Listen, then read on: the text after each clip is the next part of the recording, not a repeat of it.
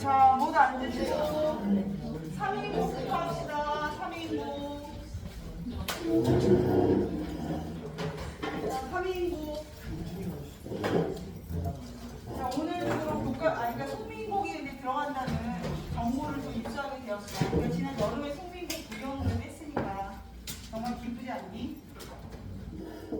그래서 오늘은 예정대로 3인국하고 구운공을 끝내겠습니다. 근데 이제 수업을 듣다 보면 좀 빠르다. 선생님이 무슨 저렇게 빨리 하냐. 이거 내 탓이 아니야, 얘들아. 지금 시험에서 이제 4번 남았거든, 보충이? 아니, 수업이. 얘들아, 수업이 몇 번 남았다고? 오늘 포함 8시간. 2시간씩 합쳐서 8시간, 4타임 남았고, 오늘 지나고 나면 이제 3번 남는데, 우리 9월 3일날 지금까지 무슨 작품인지 알지 못하는 9월 3일날 공개되는 시험 범위를 갖고 있잖아. 여러 상황이 여러하다. 그래서 어쩔 수 없이 진도를 좀 빨리 나가는 거니까 그게 좀 알아주시고, 오늘도 녹화를 다 할 거거든요. 그래서 혹시 말이 좀 빨라가지고 못 알아먹었다 그런 거는 제가 단톡방에다가 영상을 그냥 올릴 테니까 그런 거 참고해서 들어주시면 좋겠고, 근데 그래도 또 그렇게 빠르다 싶기는 해. 그래서 오늘은 이제 3위 그리고 그 다음에 이제 3위 교에 있는 님의 친구 그리고 구운공, 그 다음 지난주에 저쪽 우리 금요일 친구들은 옥루공을 못 나갔어요 결국. 그래서 오늘 나의 꿈이 있다면 옥루공까지 다 해결을 볼 수 있기를 바라봅니다. 자, 3인공은 일단 가상문학입니다. 페이지로 몇 페이지였을까? 자, 보자. 아닌데 총인사. 그래서 총인이 빠져서 좀 좋네요. 자, 3인공 169쪽. 자, 169쪽이고 페이지 169. 갈래는 가상문학입니다. 자, 주제의식 거기 해제 한번 읽어보시죠. 자, 해제 눈으로 읽으시고, 자, 어떤 부분이 중요한지 밑줄 치면서 공부 시작해 봅시다. 해제 읽고 각자 저 까맣고 날아다니는 저 생명체가 들어왔네. 어떤 한 생명체였습니다. 그는 까만색입니다. 아주 작습니다. 그래서 언제 너희를 공격할지 모르니.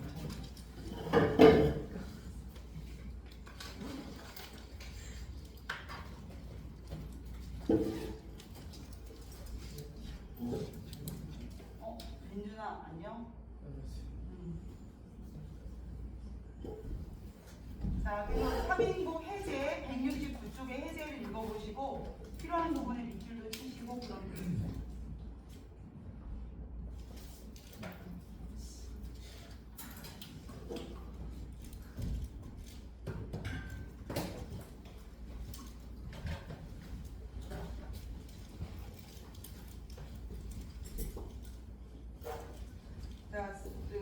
우선 이게 정철에 있는 사연은 우리가 좀 아니까 정철은 그랬다. 그리고 고향인 전남 삼평이라는 지명을 알아둡시다. 여기서 이제 하계에 내려왔다라든가 소상난간이라든가 이런 게 실질적으로 지명 이름으로는 창평인 거예요. 선생님들이 이렇게 왔다 갔다 이게 수필이 약간 3인곡이 내용상 약간 수필에 가깝다 보니까 이게 작가가 작가 자신이 나로 나오잖아. 그러다 보니까 우리가 이런 그 원래 지명 이름하고 이런 것들이 막 혼용돼서 선지에 나올 수 있거든. 그러니까 창평 정도는 알아두시는 게 좋을 것 같아요. 그래서 3인곡은 우선 정포 때 블라블라 창평에 근거하면서 이 창평으로 내려왔다는 거야. 그렇게 지은 가사라는 갈래 꼭 알아두시고, 자, 우리가 관동별법 이후로 가사는 처음이거든요. 그래서 가사 잘 알아두시고, 자, 임금을 향하는 충절과 인과 이별하는 충절을 여기가 기준이지 인과 이별한 여인의 목소리를 의탁했다는 거. 이거 꼭 기억하셔야 돼요. 여인의 목소리를 의탁한 거다. 그러니까 임금을 향한 것이 마치 인과 이별한 것처럼 표현했다. 그다음 충신 연주지사가 되는 거고, 그다음에 구성상의 특징은 계절의 순환이 나타난다는 거죠. 보이도 밑줄. 자, 그리고 송민곡과 비교했을 때는 한자가 있는 편이지만 다른 가사문학과 비교한다면 우리말 구사와 세련된 표현이 특징입니다. 여기도 밑줄입니다. 우리말 구사와 세련된 표현. 그러니까 상대적인 거야. 송민곡과 비교하면 한자가 더 많은데 다른 애들하고 비교하면 얘도 상당히 우리말에 가깝다. 자, 그래서 이제 얘와 함께 최고로 뽑힌다 이런 얘기고요. 자, 얘와 전통을 맥을 같이 하는 애 중에는 정과정곡이라는 애가 있어요. 고려 향각의 고려가요라고 불려지는 정과정곡이 있는데 얘가 유배문학이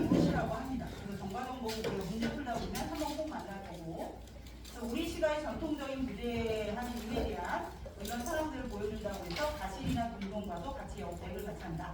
이런 설명이 돼 있고 참 뭐 버릴 게 별로 없는 내용들이에요. 그래서 우리가 특히 기억한다면 여인의 목소리에 기사했고 충신 연주지사고 구성상 계절의 순환이 보여지고 우리말 기사와 세련된 표현이 있다는 거 꼭 기억하시기 바래요. 잘 들으시시고. 자, 주제의식으로 넘어가시면 이 작품은 뭐 이렇게 은거하고 있었다. 자, 3인곡에서 정철은 임금을 사랑하는 임에다 비유하고 자신을 하늘에서 임을 보시다가 자 밑줄 칠게요. 인간 세상에 떨어진 선녀에 뭐했다? 빗대었다. 인간 세상에 떨어진 선녀로. 그래서 이제 뭐 하계라든가 궁궐 광한령이라든가 공황루라든가 이런 이제 천상의 용어들로 사용했던 것들이 이런 거지. 자, 이렇게 인간 세상으로 떨어져 내려오는 것들 이런 거 우리가 전문 용어로 두 글자로 뭐라 그래? 적강이라고 하죠. 적강. 그래서 적강 화소가 있다라고 보실 수 있어요. 인간 세상에 떨어진 선녀에 빗댔다. 적강의 특징, 적강 화소의 특징을 보여준다. 이렇게 하면 되지. 자, 그러면서 결국 임금에 대한 변함없는 사랑 그리고 충절 이런 걸 노래한 거다. 그리고 다시 한번 나옵니다. 남성이지만 여성 화자로 표현했다. 자, 그럼 이렇게 표현해서 얻어지는 효과가 뭐냐? 효과 두 개 밑줄 칠게. 더욱 애절하게 느껴지고 독자의 공감을 불러일으킨대요. 이 두 개는 기억하셔야 됩니다. 자, 핵심 정리로 가시면 뭐 양반가사, 서정가사 괜찮고요. 가사의 특징 3, 4조, 4, 4조, 4음보 시조와 똑같아요. 다만 얘는 연속체.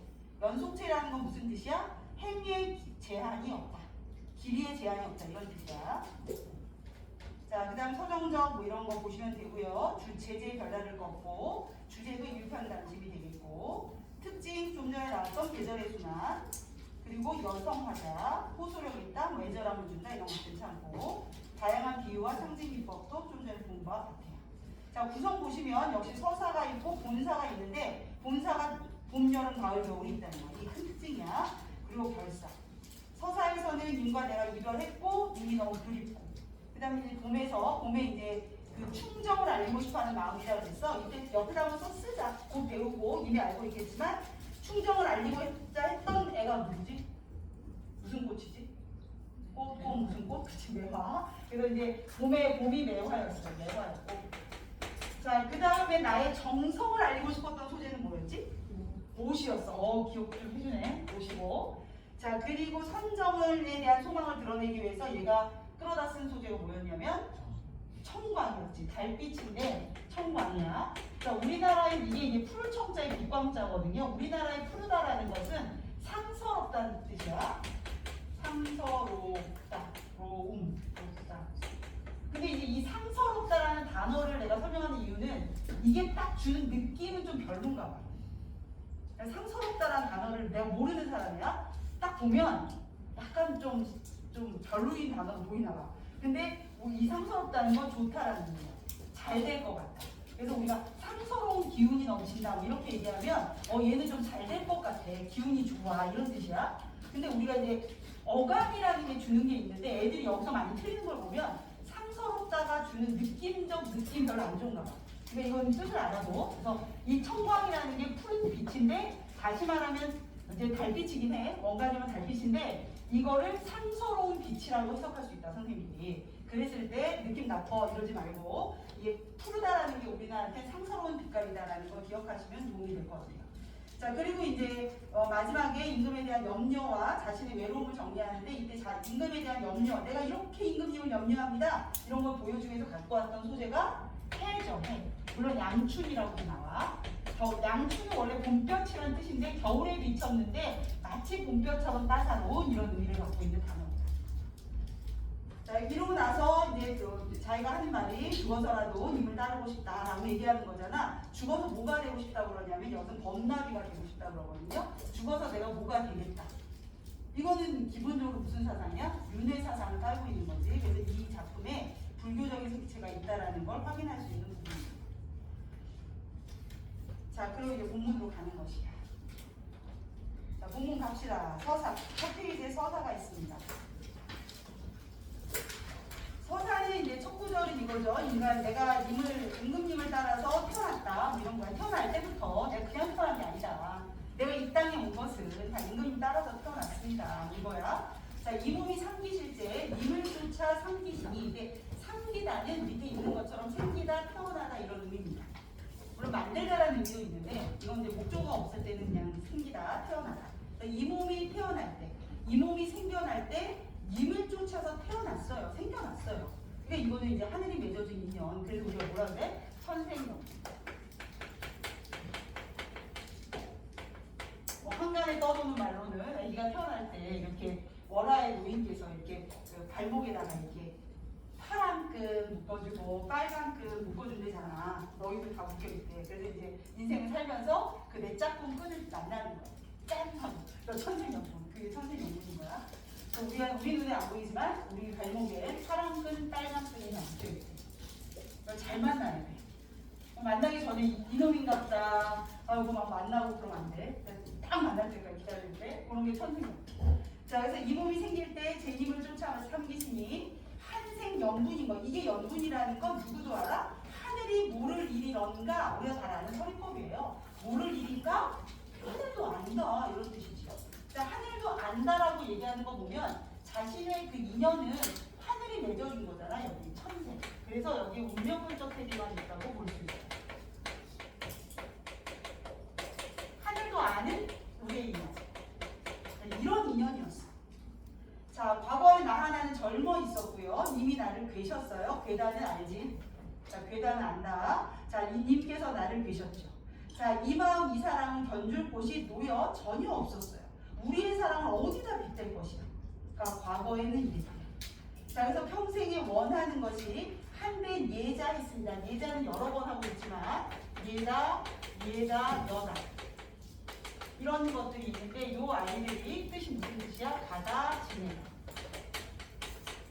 자, 그러니까 얘가 뭐래? 한 군데서 지내자. 평생의 원이, 평생의 소원이 한 군데서 지내자 하였더니 누구하고? 님이랑 나랑 한 군데서 지내자고 하였더니 이거였죠. 소망이 그거였는데.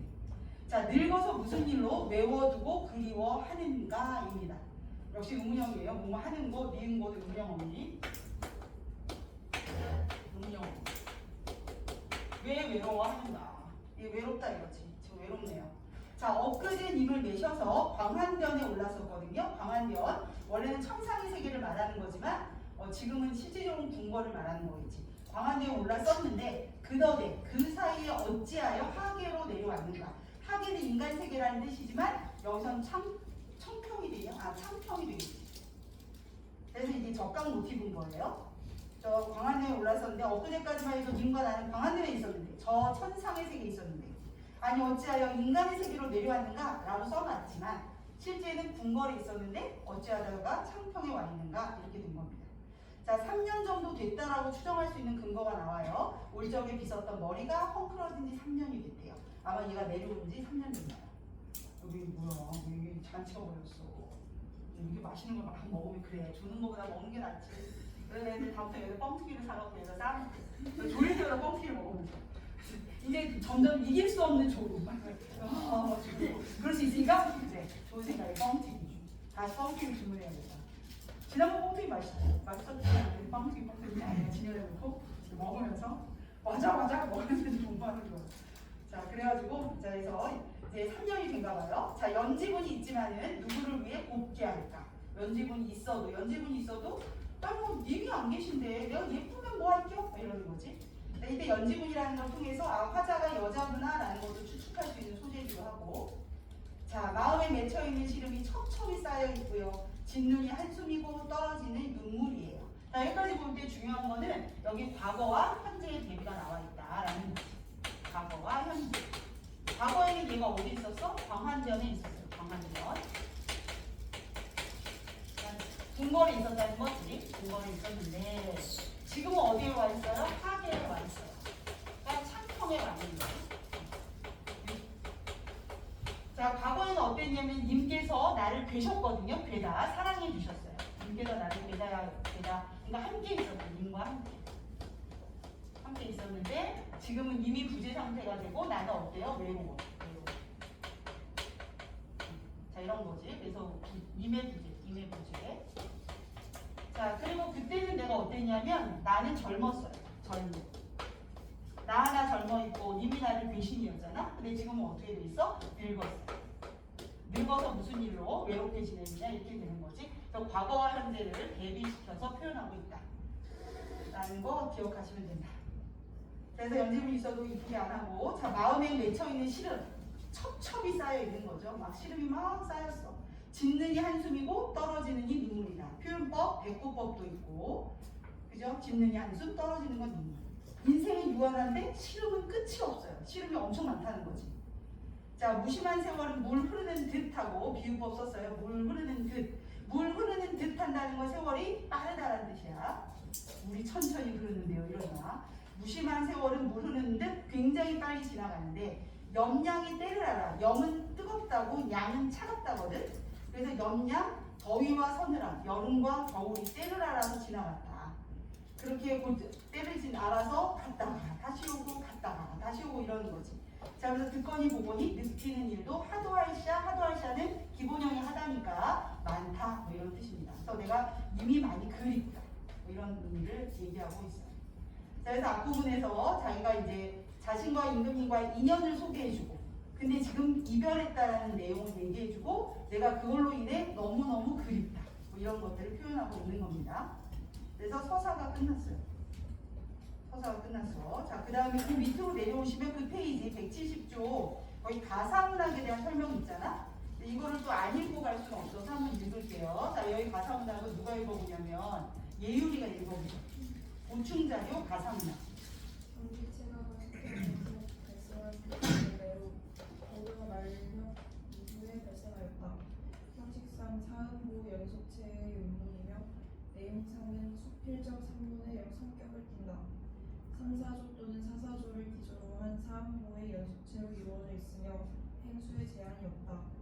조선 전기에는 정극인, 송술, 정철 등의 양반 사대부가 주 작자층으로 임금에 대한 감사, 명분, 과거의 세월을 대비 주된 내용이었으나 조선 후기에는 여성 및 평민 작자층의 성장으로 규방 가사와 평민 가사가 등장하고 현실 문제에 대한 관심의 확대와 한문화 경향으로 인해 기행 가사와 유대 가사 작품이 많아지는 등 주제가 다양해졌다.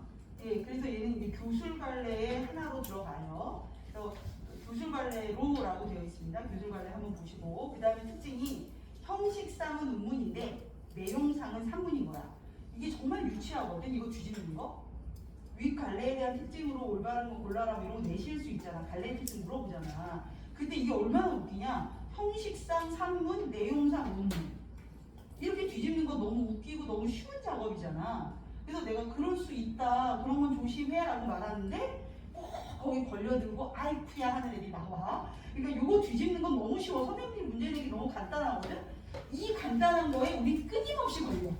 제발 그러지 마. 제발 그러지 말고 뭐 해야 된다? 형식상 음문이고 내용상 산문이 되는 거야. 그래서 두 가지 산문과 음문의 형태를 다 갖고 있고, 그래서 얘를 또 다른 말로 뭐라 그러냐면 과도기적인 특징을 보인다라고 해요. 과도기적 특징.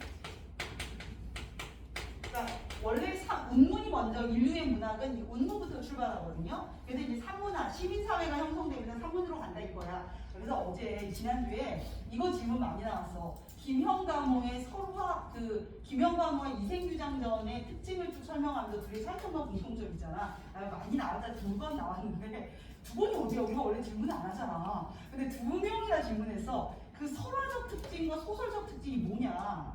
김형가모는 설화적 특징을 보여주는데 이생규장전은 얘네들이 하더니 바깥과 단절하고 사랑만을 꽃피웠다. 이거는 소설적 특징을 보여준다. 이렇게 돼 있거든. 학습활동 마지막 문제. 그러니까 애들이 이게 설화적 특징이 뭐고 소설적 특징이 뭔가가 궁금했나봐. 근데 소설의 정의 중에 어떤 내용이 있냐면, 소설은 시민사회가 발전하면서 소설의 갈래가 정착돼. 그러니까 시민사회가 발달한다는 건 우리가 의식이 생기기 시작한다는 거야. 애들이 의식이 생기면 뭐부터 하는 줄 알아, 진서야? 의식이 생기면 반항부터 해. 애가 옛날에 엄마 시대를 다 했는데 어느 날 왜요? 이러기 시작하는 거야. 애가 의식이 시작된 거야. 애가 이제 자기 스스로 자아가 생기고 의식이 생기면 왜요? 싫은데 여기까지만 나와. 그래서 애가 이제는 성장했구나 이런 거거든. 그러니까 인류가 발전하면서 시민사회가 형성이 되고 의식이 발전하자 저항하기 시작하는 거야. 사회와 내가 저항하는 거야. 그래서 이생규정전에서 얘네가 연애하느라 얘가 바깥 일도 가지 않고 친척도 안 가고 막 그러잖아. 그런 사회와의 이제 갈등, 어떤 사회와의 이제 뭐 나름의 이제 저항 같은 게 보여진다. 그런 걸 볼 때 이생규정전에는 소설적으로의 어떤 성품이 나타나는 거다라고 얘기한 거야. 근데 그걸 다 쓰지 않고 지금 내가 얘기한 걸 설명 안 하고 그냥 설화적 특징, 소설적 특징 이렇게 얘기해서 좀 그랬었나 봐. 근데 뭐 여기까지 우리가 알 필요 없을 것 같아. 나도 그냥 김영감은 설화적 특징이 보여지는 거고 그냥 이생규정전은 소설적 특징이야라고 얘기를 한 거고요. 그래서 이제 우리가 이제 문학사를 보면 운문이 먼저 시작해. 동서랑 마찬가지예요. 운문이 시작하다가 그 소설로 넘어오는 과정, 그 과도기를 보여준다 이런 뜻이에요. 그래서 운문에서 산문으로 넘어가는 주된 갈래가 요즘 그래도 우리가 소설은 좀 읽어도 시는 안 읽잖아. 교과서를 제외하고. 이제는 이 사회는 무슨 사회야? 소설의 시대를 살고 있는 거죠. 문학으로 비교하자면. 그래서 이제 요 과도기적이라는 말은 그래서 나온 거예요. 자, 그렇습니다. 자, 그래서 이제 이거 성격 이게 뭐가 이거 쓰자. 형식이 운문이고 그 다음에 내용이 산문이라는 거 선생님들이 뒤집기 너무 쉬우니까 눈 부릅뜨고 보셔야 되고 여기서 선생님이 장난을 치셨다 그럼 나머지 선지 안 읽어도 되는 거죠. 확실하니까. 그래서 이거 꼭 기억하셔야 돼요. 자, 그리고 이제 길이가 운율은 다 똑같은데 행수의 제한이 없다. 이게 이제 연속체라는 의미였고 그 다음 전기와 후기의 변화를 좀 보여주는데 전기는 그야말로 4대 부대의 저거죠. 양반이고 그래서 감사하고 연군이고 강공 이런 거였는데 후기로 가면서 작자층도 확대되고 내용도 다양하고 이런 특징을 보여줍니다. 이것도 이제 전후기의 특징으로 기억하시면 되겠어요. 자, 이제 본사로 가겠습니다. 본사로 넘어가셔서 봄입니다. 자, 본사에서 중요한 단어 동풍 중요하겠죠. 동풍에 표시합시다. 자, 계절적 배경이고 계절에서 제일 중요한 게 바람이야. 동풍은 봄. 가을이 무슨 봄? 가을? 동서다. 가을. 그 다음에 여름이 남풍, 우풍이 겨울이니까 동서만 알면 될 것 같아요. 동풍이 봄, 서풍이 가을. 자, 동풍이 건득 불어서 쌓였던 눈을 흩어내주는 거죠. 창밖에 심었던 매화가 두세 가지 피었어요. 매화는 이제 물론 더 일찍 피는 꽃도 있고 뭐 애들 동백꽃도 있다고 하지만 이제 매화가 눈 속에서 핀다. 그래서 이제 지조와 절개 뭐 이러는 거지. 창밖에 심어있는 매화가 두세 가지 폈어요. 이제 봄이 온다는 뜻이야. 아직 가뜩이나 냉담한데 이건 뭐냐면 아직 좀 추워 날이. 그런데 이 그윽한 향기, 암향은 그윽한 향기라는 뜻이에요. 매화에서 향기가 나는 거. 그 그윽한 향기는 무슨 일인가? 별로 부담되는 게 없죠? 동풍이 불고 쌓였던 눈이 흩어지고 창밖에 매화가 피었는데 아직은 겨울인데 이 그윽한 향기는 무슨 일인가? 이러고 있었어. 자, 그런데 황혼에 달이 보이는 게 문제죠. 달의 동그라미. 은수야, 달은 뭐냐? 달은 하늘에 있지. 그래서 이 달은 무엇이냐? 그렇지. 좋았어. 우리 이런 거는 다 딱딱 나와야 되지. 황혼의 달이조차 벽에만테 비추니 느끼는 듯 반기는 듯 님이신가 봐. 달을 보자 님이신가 그랬어. 그러고 나니 저 매화를 꺾어서 보내야겠다. 매화는 뭘 상징하니까? 지조와 절개를 보여주니까. 나의 이 충정을 님에게 표현해야겠다. 그래서 저 매화 꺾어서 님에게 보내고 싶다. 이렇게 얘기하는 거야. 이때 매화는 그 밑에 설명도 있어요. 화자의 마음을 대변하는 객관적 상관.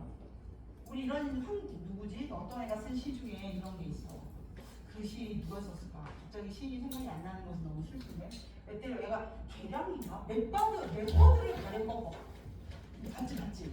맷버들을 가려 꺼서 보내놓니 님의 손이. 우리가 송인할 때가 도치법으로 막 공부했었는데. 근데 이 맷버들 같은 거, 내가 님에게 나의 사랑을 맷버들에 담아가지고 보내는 거. 얘도 마찬가지지. 나의 충정의 마음을 매화에다 담아가지고 보내는 거. 임금님, 제가 여기 있습니다. 이러고 보내겠다라는 거지. 자, 그런데 님이 너를 보고, 너는 당연히 매화고요. 어떻다 너지. 여기서 의문을 읽는다. 이거 뭐야? 좋아하실지 안 좋아하실지 아직 모르겠어요. 이거 의구심이 드러나니까 라고 볼 수 있다. 이 의구심의 근거로 우리가 보면 밑줄에 뭐라고 돼 있었냐면 냉담하다고 했어. 요거를 얘 상황과 연결해서 해석해 볼 수 있거든. 계절적으로 냉담한 걸 수도 있지만 임금님과 내 사이가 아직 냉담한 게, 이 그윽한 향기, 내 안에 이 피어나는 이 향기, 매화의 향기, 이거는 무슨 일이냐? 근데 이거 내가 임금님께 보낸들 임금님이 반가워는 하실까? 라는 의구심이 드는 거예요.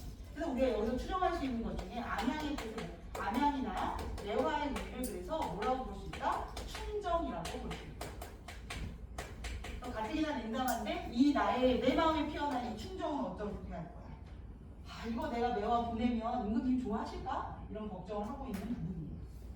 동풍이 번뜩 불고 적설 흩어내고 창밖에 매합했는데 가뜩이나 냉담한데 아직 현실적으로 여기 부정적이라고 되어 있어. 임금님과 내 사이가 아직 좀 그런데 이 내 마음에 피어나는 충정, 이 암양은 무슨 일일까?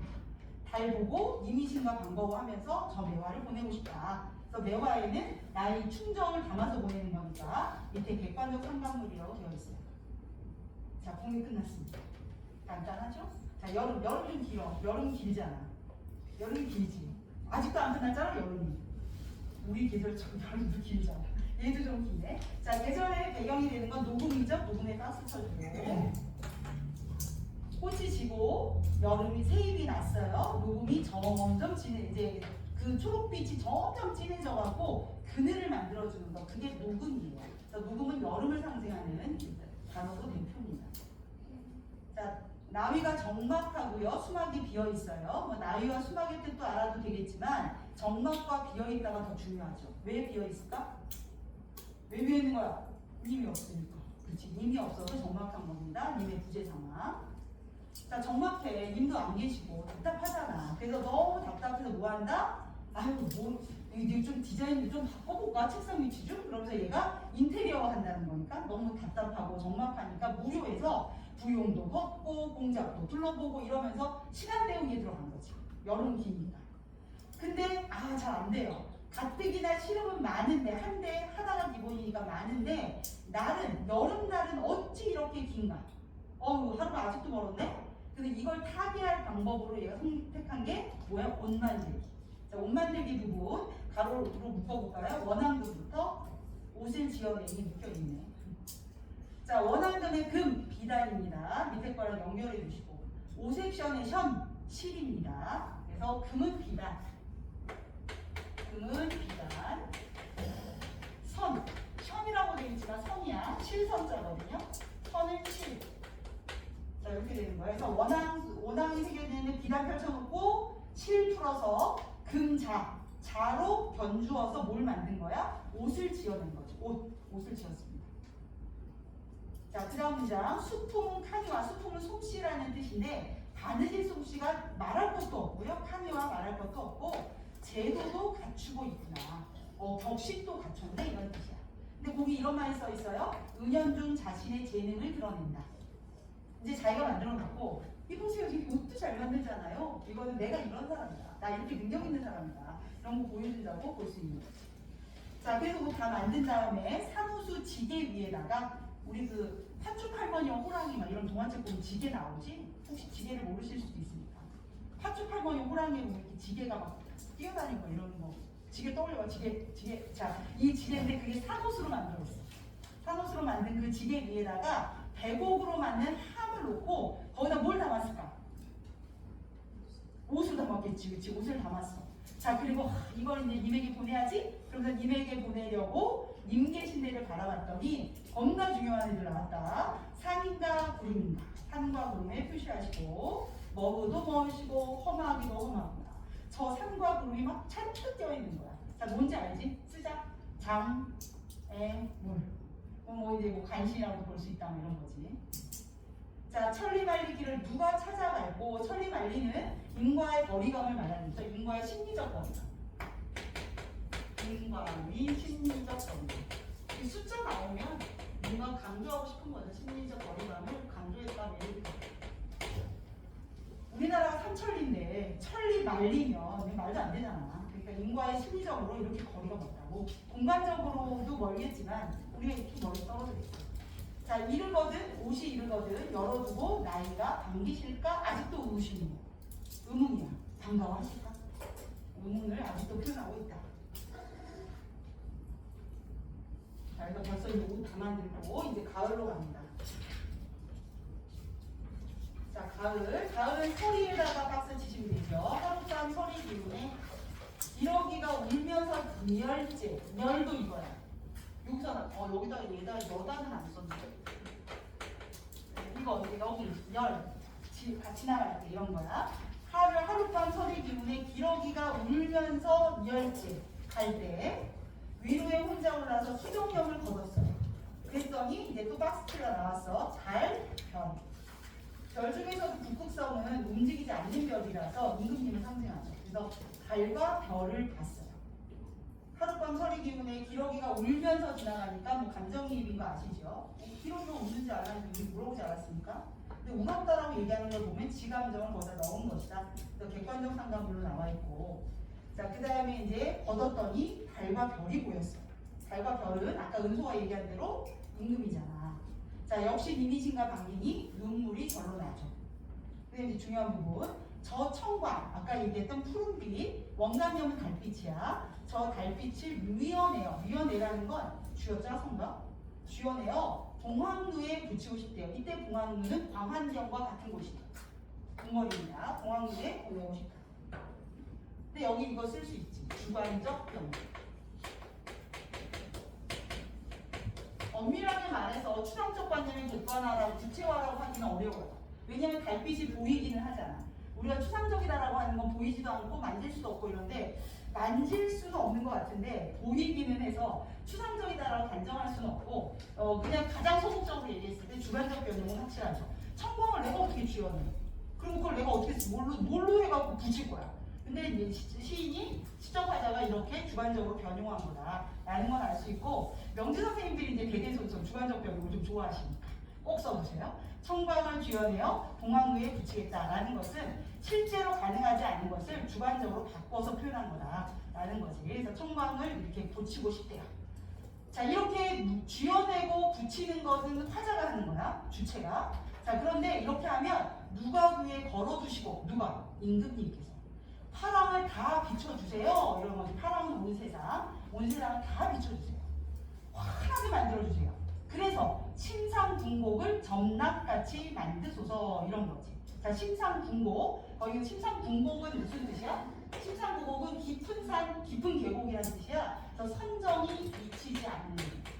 선정이 미치지 않는.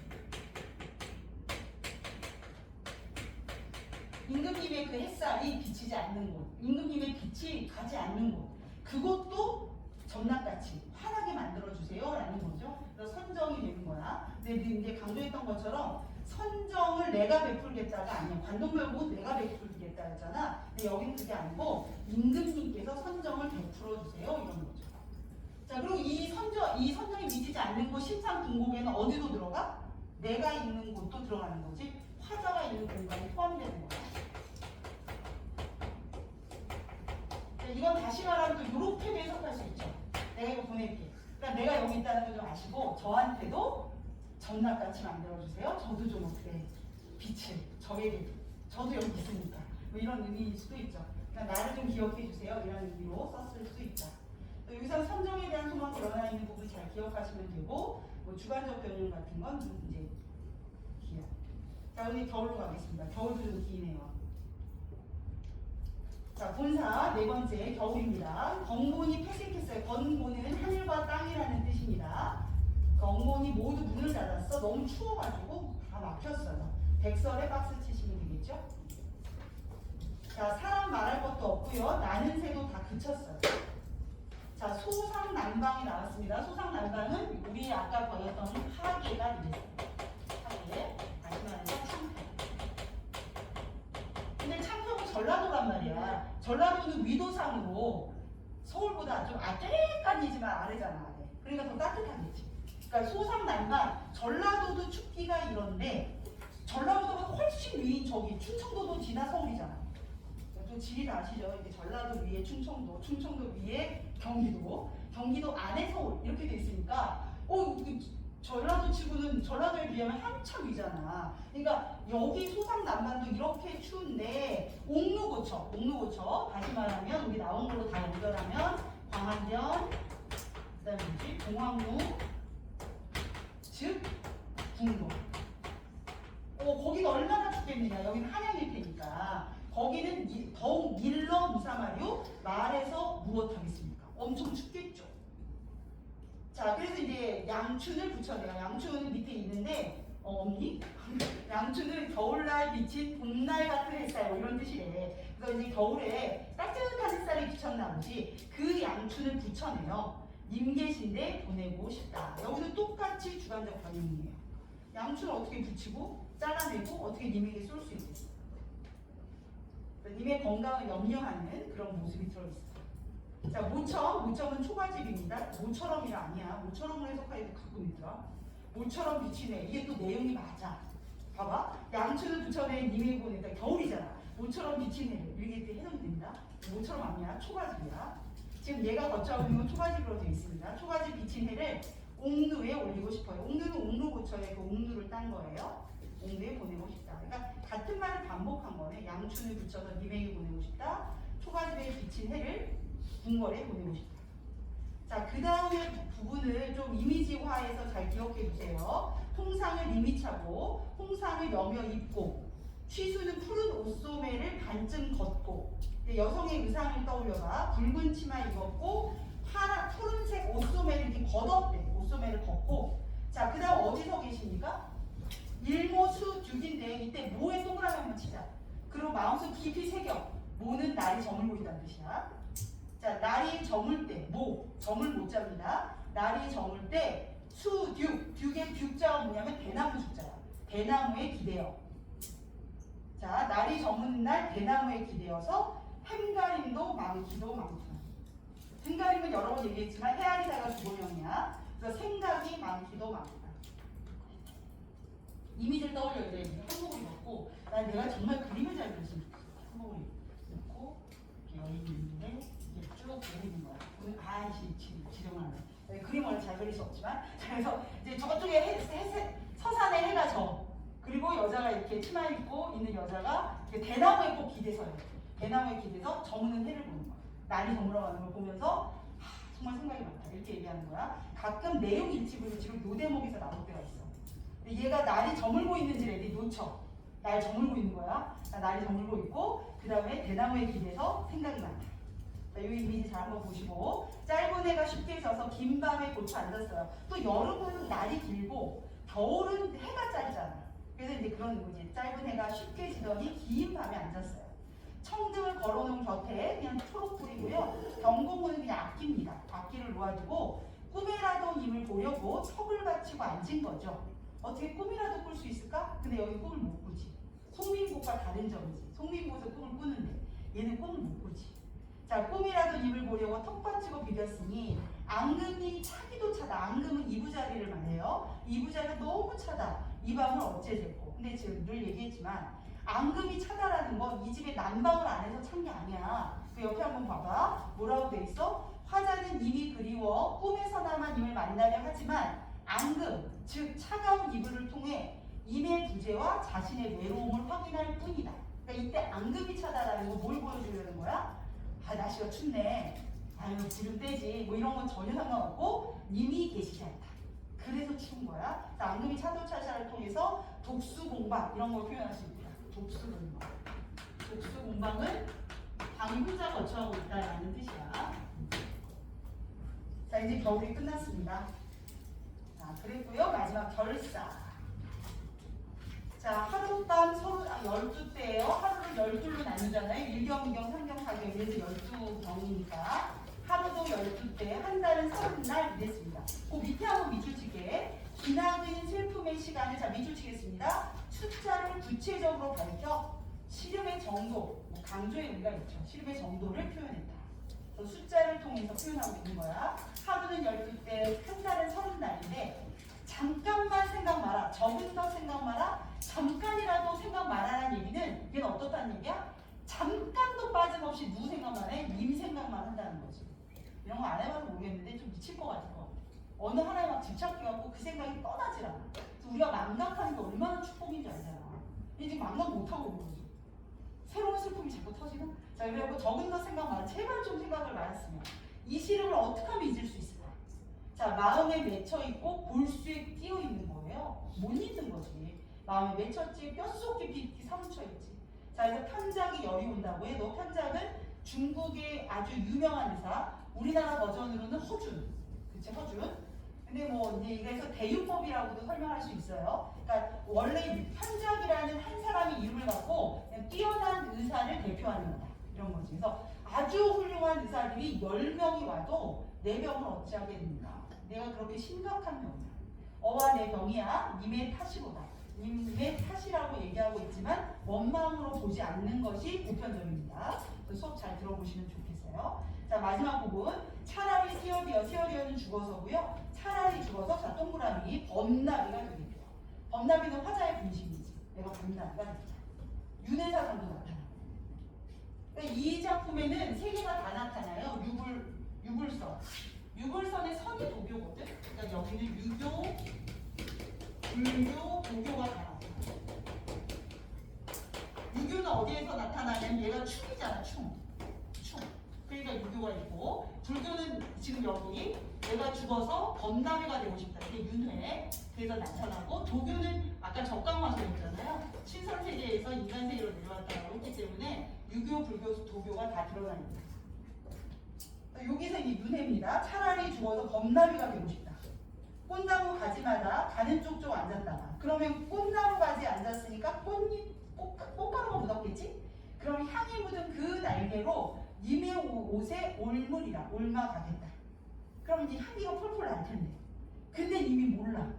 님이야 나인 줄, 자 여기다 밑줄 쳐봐. 너 모르셔도, 님께서 나인 줄 모르셔도 나는 님을 쫓겠대. 정말 소극적이에요, 얘가. 나 그냥 쫓기만 하면 된다. 나의 존재가 몰라주셔도 돼요. 그냥 난 쫓으면 그만입니다. 정말 변함없는 사람이네. 정말 변함이 없군요. 그런 내용이 담겨있는 작품이었어요. 자, 그리고 그 밑으로 잠깐 내려오시면 보충자료에서 사비와 송비를 비교하고 있습니다. 자, 공통점은 천상 백곡경에서 하계로 내려오는 거. 백곡경은 송민곡이 백곡경이라고 나와요. 우리는 이거잖아. 우리는 어디니? 우리는 광안대원 공항로 뭐 이렇게 옥루고초로 돼 있는데 송민곡에서 백곡경으로 나오거든요. 이런 천상에서 하계로 내려온다는 적상 모티브가 공통점이다. 자, 여기 임을 엄청나게 그리워하고 죽어서 범나비가 되겠다는 등, 아니면 뭐가 된다는 이렇게 혹시 기억해? 나 송민곡에서 뭐 되겠다는 건지? 구준비, 그치, 부장님. 또 그 전에 뭐가 되겠다? 그러지, 나거리 원래 알고 있었나? 나거리 되겠다 그러니까 얘가 이 각신님 저기 하고 말고 구준비나 되세요 막 이랬었잖아. 그런 것들로 되겠대. 죽어서 내가 구준비가 되든 나거리 되든 범나비가 되든 님을 따르겠다. 이런 점에서는 두 작품이 다 공통점이다. 차이점 제일로 중요한 거, 열나 중요한 거. 이거 첫 번째죠. 독백체와 대화체가. 자, 그거는 완전 중요고. 자, 그 다음에 이제 송민고가 특별한 구성상의 특징은 없는데 뭐 시간의 흐름대로 썼다 뭐 이거 정도고, 얘는 계절의 변화가 드러나겠죠. 아까 봄, 여름, 가을, 겨울 나와 있는 거 잘 알아주시고. 자, 그 다음 세 번째가 이런 거예요. 한자 수고 과장된 표현이 많다. 이거는 송미인곡과 비교했을 때만. 우리 아까 앞에 뭐라고 그랬어? 우리말 표현이 들어오고 세련되고 어쩌겠다잖아. 근데 송미인곡에 비교하면 한자가 많다. 우리 백옥화, 산호수 얘네들 다 한자였거든요. 한자가 꽤 많다. 자, 그리고 소극적이고 적극적이다. 왜 얘가 소극적이냐면 나인 줄 모르셔도, 나인 줄 몰라도 막 따르기만 하면 돼. 뭐 이런 건데 얘는 적어도 구준비가 된다잖아. 그러니까 얘는 적극적이다. 뭐 그 다음에 규중여인, 서민의 여성인데 내가 한 10년 근래에 이게 서민이냐 사대부냐라는 보는 선지를 본 적이 있어. 근데 최근은 아니고요. 한 10년, 15년 안에 한번 선지에서 본 적이 있어서 반응도. 그래서 이 사비인곡은 사대부 규중의 여인이라고 볼 수 있고, 얘는 좀 소박한 서민의 여인이라고 볼 수 있다. 이게 한 번도 안 나온 건 아니에요. 근데 한 번 정도 봤던 것 같아요. 그래서 요거까지 정리 한번 해주시면 되겠다. 자, 그리고 학습활동. 학습활동은 늘 강조하는 것처럼 잘 암기해 주시면 되고, 오늘 이제 대비교재가 나갈 건데 이제 숙제 당연히 있을 거라고 생각하고, 대비교재를 내가 이제 어떻게 하면 애들이 숙제를 다 할 수 있을까? 라고 고민한 끝에 그 5주차 숙제 있잖아. 딱 3명 됐다. 딱 3명?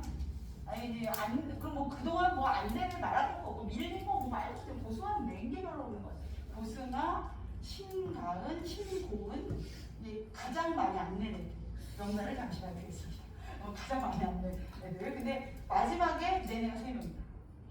놀라요. 3명보다 좀 많을 줄 알았어요. 내가 그래서 아까 그 어제 금요일반 애들한테 그랬거든. 야 이거 3명이 냈다 그랬더니 애들이 누가 냈을 것 같아? 그랬더니 의외의 이름이 나왔어. 누가 냈을 것 같아라고 했더니 그 의외의 이름 문제로 김재용이 냈을 거라고. 그래서 안 냈어. 그래서 내가 불러줬어. 누구가 냈어? 이랬어. 그랬더니 그 다음에 이런 말이 나서 예율이 안 냈어요? 이랬는데 그래서 반전이야. 예율이 안 냈어. 그랬더니 근데 애들이 김재용이 누가 냈을 것 같아? 그랬더니 김재용이요 이러더라. 김재용 너 어떻게 애들한테 뭐 이미지를 관리하고 있는 거야? 그래서 김재용이 냈을 거라고. 애들이 참. 그래서 이 예율이가 나는 사실 예린이가 안 나는 게 좀 당황스러웠거든. 그래서 예린이가 내가 예린아 숙제 안 내니 이러고 제가 안 봐주는 거야. 그래서 예린이 낼 줄 알았는데 이랬는데 애들이 예율이 안 되냐고. 이번에 이제 그래서 내가 숙제를 이제 나눠드리면 거기에 이 학습활동 빈칸을 틀어놨어. 그럼 너희들이 이제 어떻게 공부해야 돼? 먼저 한번 이제 좀 외우신 다음에 한번 빈칸 채워보시고 스스로 이제 또 채점도 하시고 이런 게. 그리고 그 뒤에 김영감어랑 일단은 허생전 문제가 들어있거든. 그래서 내가 이거 답지도 그냥 바로 쏴줄게 서연아. 바로 답지를 단톡방에 올리면 너희들이 공부하시고 채점 다 하고. 그래서 이제 다음 주에는 뭐를 내면 되냐면 다 확인한 것까지 돼 있는 걸 나한테 내면 돼. 알지? 숙제원사. 근데 이런 식으로 해서 이번에 숙제원사를 내가 좀 철저하게 해볼 거야. 응? 정말 좋은 생각이지. 그래서 내가 할 거니까 이거는 내가 빈칸을 이렇게 다 뚫어놨거든요. 본인들이 이렇게 채우시면서 암기하시면 되겠어요. 자, 1번은 했던 내용 그대로니까 동그라미 이것만 한번 치자. 매화인 충정이라는 말은 없는데 사랑이 충정이겠지. 임금님에 대한 사랑이 뭐 충정이어야지 오겠어요. 자, 그 다음에 정성이라고 되어 있고 선정 베푸는 거, 그 다음에 영영 이렇게 되어 있습니다. 자, 2번은 이거 이제 가사문학의 특징 정리해 놓은 거여서 2번 가사문학 얘기하고 있는 거고 맨 끝에 보시면 대체로부터 보시면 상고 그 다음에 연속되어 있고 이런 것도 확인하실 수 있어요. 자, 이제 이건 가사문학에 대한 설명이었어요. 자, 그 다음에 옆으로 3번 문제로 가보시면 얘는 이제 여성화자다라는 거 얘기하고 있는 거거든. 여성화자라는 걸 보여주는 내용. 그래서 여성화자 알 수 있는 소재로 예시답안의 연지분. 그 다음에 얘가 바느질을 여자들이 주로 한다라고 보면 바느질과 관련된 물건들, 뭐 바늘, 실, 뭐 비단 이런 것들 여기 들어갈 수 있고 여기 지금 빠진 건 홍상은 넣을 수 있죠. 근데 이제 어떤 선생님도 이러신 적 있어. 옛날에는 여자도 남자가 치마를 입었어. 그래서 홍상은 아니야 또 이러셨다는 거야. 근데 여기는 홍상 여자 아니냐? 그래서 홍상 난 들어갈 수 있다고 봐요. 그래서 언해라고 내가 누구라고 말씀을 안 드리겠지만 어떤 선생님께서 애들이 이제 내가 여기 홍상이라고 가르쳤을 거 아니야. 그러니까 선생님 홍상은요? 이러고 물어봤대. 그랬더니 선생님이 이렇게 답하신 거지. 옛날에는 여자들, 남자들이 치마를 입었다. 그래서 이 홍상은 여자라는 근거를 볼 수 없다. 뭐 또 이러셨다는데 그건 아니지 않나. 이거는 이제 치마 여자 넣을 수는 있다. 그래서 바느질하는 소품들하고 그다음 연지분과 홍상까지 해서 여성화자로 보실 수 있습니다. 자, 그 다음에 이제 끝에 이제 얻어지는 효과, 아까 했던 대로 저 이제 애절하고, 그 다음에 공감을 이끌어낼 수 있다. 뭐 이런 부분 확인하시면 되겠어요. 자, 뒷페이지에 넘기시면 또 중요한 게 나옵니다. 4번이 중요합니다. 4번. 4번 한번 보시죠. 한번 읽어봐. 기사에 메모하는 내용. 4번 메모하는 내용 읽어주세요.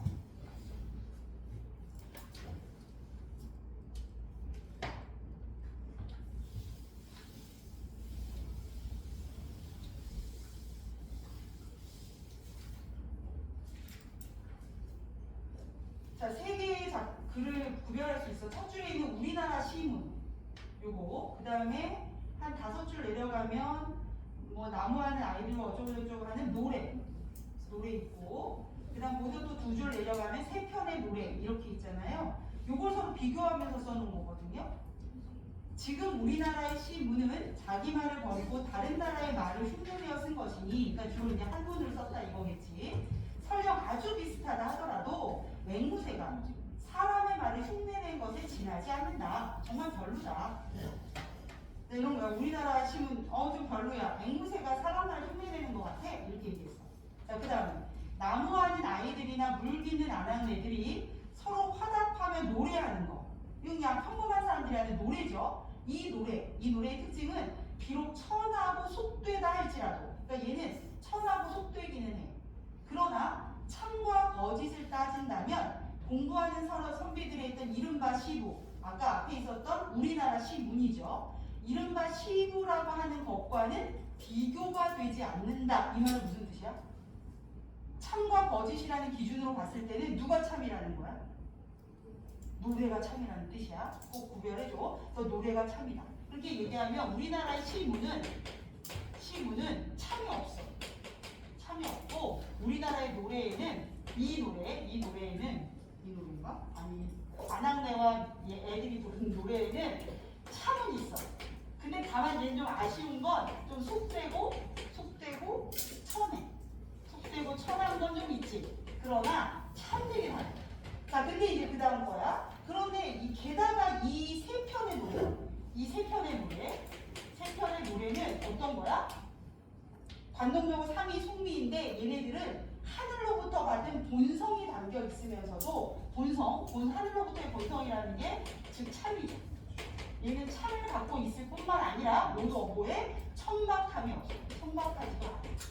얘가 최고라는 뜻이지. 그러니까 이 세 편은 참도 있고 천박하지도 않아. 완벽하니까. 근데 이 노래는 이렇긴 한데 얘는 적어도 참은 있어. 얘는 참이 없어. 그래서 순서대로 하면 얘가 최고로 좋고 그 다음에 얘는 뭐 그래 참하긴 참되긴 해. 근데 얘 이건 완전 별로야. 이렇게 비교해 놓는 거야. 근데 선생님들이 이제 오늘 좀 제대로 너희들 당해봐라 이러면은 얘들을 갖고 뭐에 비해 뭐가 더하다. 뭐에 비해 뭐는 덜하다. 더와 덜을 이용해서 너희들 막 낚으실 수 있거든. 그러니까 요거 체계를 잡아놓고 들어가시면 그런 거에서 우리가 좀 헤쳐나가실 수 있어요. 요 내용이 나와요.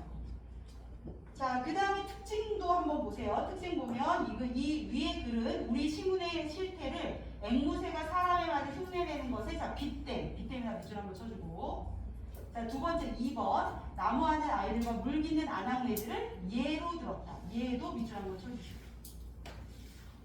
자, 그리고는 이제 작품 너머로 님의 침묵입니다. 제가 칠판 지우는 동안 한번 읽어보세요. 님의 침묵을 읽어봅시다.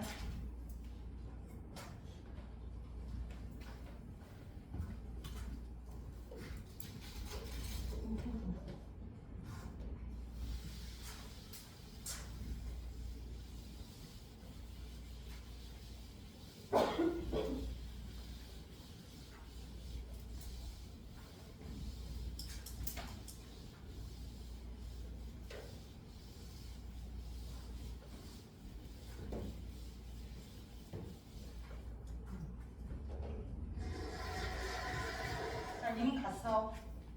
자, 이별의 상황이에요. 님은 갔습니다. 아, 사랑하는 나의 아는 감탄사고요. 이거 점층법이라고 얘기할 수도 있어요. 님은 갔는데 이미 갔잖아. 똑같은 거 반복했는데 그 앞에 뭘 붙였어. 사랑하는 나의 님이 갔어요. 어떤 님이 갔냐? 사랑하는 나의 님이 갔어요. 그러니까 점층이라고 보셔도 무난합니다. 자, 푸른 산빛을 깨치고 단풍나무 숲을 향하여 푸른 산빛이 내가 있던 곳인가 봐. 이걸 깨고 단풍나무가 있는 다른 세상으로 간 거죠. 근데 길도 작은 길이 나 있었는데 거기를 차마 떨치고 갔어요. 옛날에 뭐 이런 거 있잖아. 아빠랑 어떤 회장님 아들이 대판 싸웠어. 아빠랑. 이 자식 저는 집을 나가겠습니다. 그래서 그래 얼마 잘 살아보자. 그래서 아빠가 그랬어. 그리고 내가 그래서 어디 시골에 왔다. 시골 왔는데 그 시골에 항상 순박하고 순수하고 정말 아주 그냥 어떤 아주 이쁜 여학생이 한 명 있는 거지. 그 여학생과 제가 왔다 갔다 하고 서로 얼굴 보다가 사랑이 갔어. 그래서 이제 난 진짜 너와 평생 난 너 같은 애를 본 적이 없다. 너하고 저 영원히 변치 않을 거다. 막 이러는 거지. 그래서 황금의 꽃같이 굵고 빛나는 맹세를 다 하는 거지. 그렇게 맹세했었는데 어느 날 이런 거야. 사장님이 위독해. 회장님이 위독해서 아드님 데려오래. 그래서 어떤 차가 딱 온다. 오더니 얘가 이제 막 얘 따고 싶은 건 아니었는데 안 됩니다 도련님 꼭 가셔야 됩니다. 그러니까 얘가 막 끌려타. 근데 해필 그때 그 여학생을 딱 만나는 거야. 여학생이 이렇게 보는데 하려는데 누가 어디 툭 얘를 막 태워서 관계를 태워. 그런데 얘가 막 차에서 말도 못하고 막 이제 떠나고 있는 그런 장면을 떠올리면 딱 이거야. 그런 장면 아니냐? 황금의 꽃같이 굳고 빛나다. 나는 너와 영원히 널 사랑할 거야 라고 했었는데 차리찬 티끌이 되어 한숨의 미풍을 날아간 거죠. 이제 아예 없어. 티끌이 된 다음에 날아갔어. 완전히 사라진 거지. 자, 키스도 했어요. 날카로운 첫 키스를 하는 순간 이생유전자와 똑같네. 담장 넘어 저를 보시는 뒤로 저희 인생은 달라졌잖아요. 이거 똑같아. 날카로운 첫 키스의 추억은 나의 운명의 지침을 바꿨죠. 나 원래 그럴 생각이 없었는데 너와의 그 키스 때문에 운명의 지침을 돌려놨는데 넌 어떻게 한 거야? 그 비싼 차 타고 뒷걸음 치면서 막 이런 창문에다 막 창문 두들기면서 아닌데 막 이러면서 끌려갔다 이거지. 자, 나는 향기로운 님의 말소리에 귀를 먹었고요. 꽃다운 님의 얼굴에 눈 멀었어요. 이게 말이 돼? 향기로운 말소리 때 왜 귀를 먹어? 얘기해줬지, 귀 먹는다고. 겉으로는 말이 안 되지만 엄마가 분명히 너 그 도시 남자애들 조심해라 얘기해줬는데 그놈 어디 뭐 이상하다 그랬는데 걔가 어느 날 엄마 말이 들리지 않기 시작하는 거지. 이거지. 향기로운 님의 말소리 귀 먹었잖아. 그 다음에 꽃다운 님의 얼굴 때문에 엄마 얼굴도 안 보이고 아빠 얼굴도 안 보이고 그냥 오직 연애만 했잖아. 이런 거지. 그래서 나의 향기로운 님의 말소리 귀 먹고 꽃다운 님의 얼굴에 눈 멀었습니다. 역설법이죠. 그래서 역설법 정리해 주시고 나에게 님은 절대적인 존재였어요.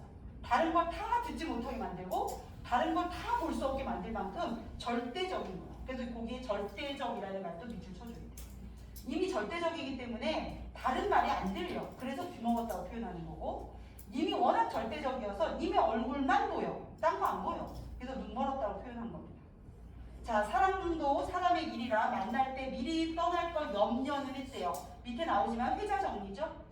만나면 헤어질 걸 염려했다. 언젠간 우리도 헤어지겠지. 라는 걸 염려한 것, 경계하지 않은 건 아니다. 그러니까 경계했었다.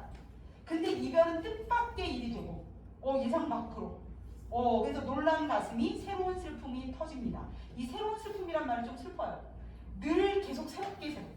눈 뜨고 나면 또 슬픔이 터지고, 다음날 또 터지고, 이렇게 새로운 슬픔이 터집니다. 자, 그러나, 이거는 완전 세모, 그러나. 자, 역시 한용운답게 뒤집습니다. 그러나 이별의 쓸데없는 눈물의 원천을 만들고 만다. 눈물이라는 건 눈물의 원천을 만들고 마는 것은 스스로 사랑을 깨치고 있는 것인 줄 아는 까닭에 뭐라는 건지 모르겠어. 말이 왜 이래? 이별을 쓸데없는 눈물의 원천을 만들고 을 이렇게 돼 있거든요. 시적 허용으로 보시면 돼요. 논리적으로 따지려고 하지 말고 이별한다고 해서 계속 울어봤자 계속 슬프기만 하고 뭐 이 정도로 이해하시면 돼요. 자, 그런 까닭에 내가 이제 이 슬픔을, 자, 슬픔의 힘, 동그라미, 슬픔의 힘을, 슬픔은 마이너스잖아? 이거를 어떻게 하겠대? 희망으로 옮기겠대. 그래서 마이너스를 플러스로 가겠다라는 건 100% 의지지. 의지적으로 보여주는 거야. 슬픔의 힘을 옮겨서 새 희망의 정수각에 들이붓겠다. 의지를 보여. 자, 그래서 우리는 만날 때 떠날 것을 염려하는 것과 같이 밑에 써있죠. 회자 정리. 떠날 때 다시 만날 것을 믿지 않느냐. 떠나면 다시 만날 것이다. 거자 필반이에요. 불교적인 용어라고 합니다. 자, 그래서 내가 나도 처음 만났을 때 이별을 예상은 했다. 근데 이럴 줄 몰랐다. 너무 슬퍼. 근데 이렇게 나는 뒤집겠다. 그러면서 뭐래? 야, 그래. 만날 때 떠나는 거 염려하는 것처럼 떠났으니까 이제 떠났을 때는 다시 만날 걸 믿을 수밖에 없지. 라고 하는 거지. 그러니까 재회에 대한 소망이 여기 나와요. 재회의 소망. 거자 필반이라고 했으니까 다시 만날 것을 믿습니다. 그랬잖아. 자, 다시 감탄사 나오고요. 대표적인 역설법 체크하시면 되고 님은 같지만 나는 님을 보내지 않았습니다. 자, 제곡조를 못 이기는 이 사랑의 노래는 님의 침묵을 휩싸고 돕니다. 그 밑에 설명되어 있어요. 님의 부재를 뭐라고 본다? 침묵이라고 인식하는 거다. 님이 여기 계신데 말을 안 하시는 거야. 그래서 꼭 얻는 것 같지? 근데 실제로 있어 라고 얘기하는 거지. 그래서 님의 침묵을 돕니다. 그래서 님의 침묵은 뭐 자주 봤던 작품이니까 특징 잘 기억하시면 돼요. 역설적, 유사적 종결어미. 유사한 종결어미는 다른 말로 높임 종결어미라고 해도 상관없어요. 자, 그리고 여성 화자, 경어세 쓰인 거 확인하실 수 있고. 자, 예시다방 보겠습니다. 자신의 절대적 의미를 지녔던 인과 헤어진 데서 슬픔 느끼고요. 사랑은 변함이 없고요. 그 다음 재회를 갈망한다는 점에서 똑같습니다. 뭐랑? 3인분. 연결해서 기억하시면 되겠다. 오호호. 좋아. 좋은 속도야. 자, 이제 구문봉으로 가겠습니다. 241쪽이에요.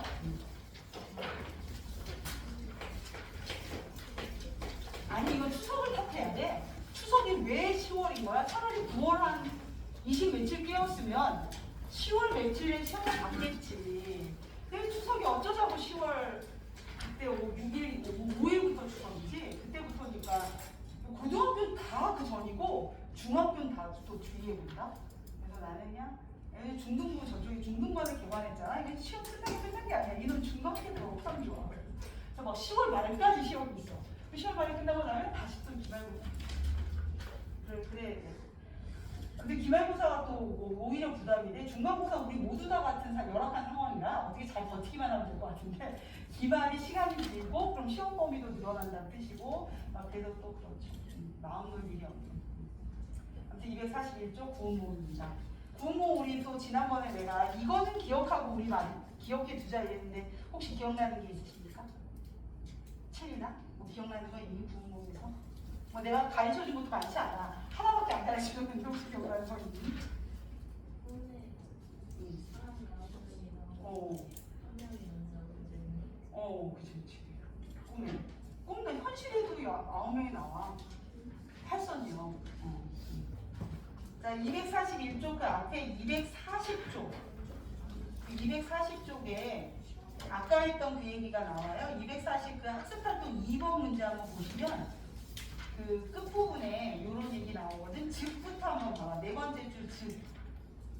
김영감호가 부처의 감흥에 따른 보답을 실현하기 위해 서사를 진행한다면, 그러니까 부처님의 뜻에 따라서 서사를 진행한다는 거야. 근데 이생규장전은 전란으로 사랑의 타국을 맞는 상황에서도 두 남녀가 사랑을 이루어 가고자 분투하는 모습. 사랑을 마침내 이루기 위해서 분투가 뭐야? 투쟁이다, 투쟁. 세계와 자아의 투쟁이야. 세계와의 투쟁. 그래서 투쟁하는 모습을 보여주고 있다. 근데 이게 바로 아까 소설의 특징 정의 중에 하나가 자아와 세계의 투쟁, 갈등. 이게 이제 소설의 특징이거든. 그래서 그러니까 김영감호는 부처에 감흥한다라는 어떤 그 세계가 가지고 있는 질서를 그대로 준행한다면 이생규장전은 사랑을 위해 분투를 한다. 그러니까 이를 세계의 횡포에 맞서는 자아의 의지, 아까 자아의식이 생기면 이제 그런가 그러잖아. 자아의 의지로 해석해 볼 수 있고 그렇게 되면 김영감호는 설화의 특징, 아직 애가 좀 덜 세련된 거야. 근데 후자인 이생규장전 이제 소설로서의 어떤 면목을 보여주는 거다라고 써놓은 거죠. 근데 이제 여기 설명이 좀 자세하진 않아서 궁금한 친구들이 좀 있었던 것 같아요. 자, 구음모는 제목이 중요하다. 자, 구가 뭐야? 구 9명. 인물을 말하는 거야. 구, 얘는 인물. 우는 주제. 공은 뭐야? 구조. 이렇게 되는 거지. 그래서 인물은 9명의 등장인물이 나온다. 9명만 나오는 거 아니고 육관대사도 있고 뭐 위부인도 있고 용왕도 있고 그렇긴 하지만 그 외에 기타 인물들이 있지. 주요 인물이 9명. 그래서 이제 뭐 누구예요? 성진이가 나오고 그 다음에 팔선녀가 나오고 팔선녀. 근데 요거는 현실에서 그런 거고 그 저거에서는 뭐야? 그 꿈에서는 성진이가 누구로 나오냐면 소유로 나와. 소유. 얘가 소유. 이거 가지고 있어. 소유.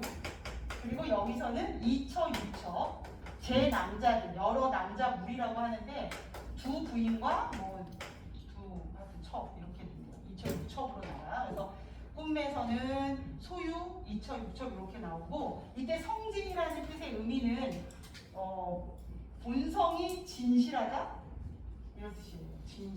진실한 본성인가? 참된 본성이라고 생각해요. 참된 본성이라는 의미를 갖고 있고 이름 자체가. 그 다음에 소는 적을 소자에 놀 유자거든. 그래서 잠시 논다. 이건 잠시 논다.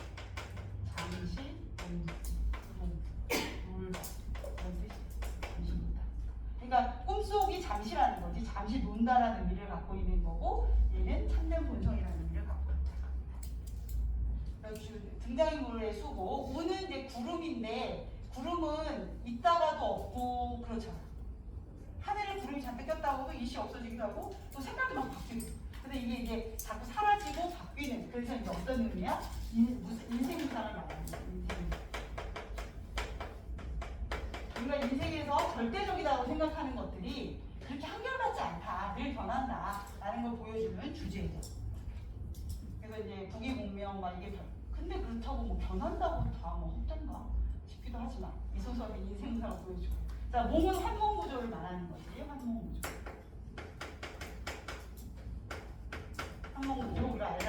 현실, 현실 이 구조로 가는 거. 그래서 액자식 구성이라고도 할 수 있다. 그랬어요. 근데 이제 얘는 전에도 얘기했지만 현실에서는 항상 뭔가 마이너스야. 뭐가 부족해.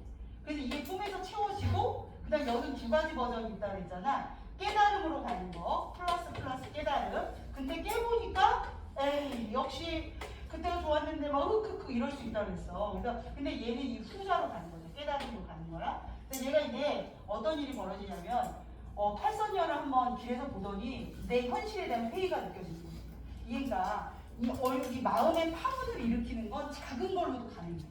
그래서 어떤 것도 하면 안 돼. 아니 그것쯤 되겠지 뭐 이런 거 하면 안 돼. 우리는 지금 돌을 닦고 있는 상황으로 같아. 고등학생이 무슨 사람인가? 돌을 닦는 거지. 우린 돌을 닦고 있는 거야 지금. 근데 작은 파문 하나만 잃어도 이게 깨질 수 있어. 공부가 다 무엇인가 뭐 이딴 생각을 하면서.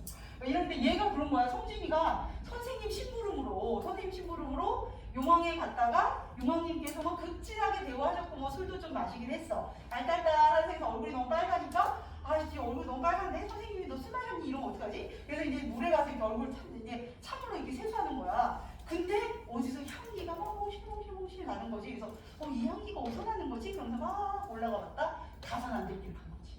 거기서 팔선녀를 만나요. 팔선녀라 우리가 이따 보겠지만 말도 많이 한 것도 아니야. 몇 마디 주거니 받거니 길을 좀 비켜주세요. 그랬더니 싫은데요. 제가 먼저 우리가 여기 먼저 찜 너가 딴 데 가. 이랬더니 아니 딴 데 길이 없는데요. 그랬더니 너 도술도 못 부리니? 요거밖에 한 게 없어. 그리고 나서 집에 왔는데 이게 내 인생인 거지. 왜 이렇게 되는 거야? 그러면서 여기서 이제 얘가 뭐해?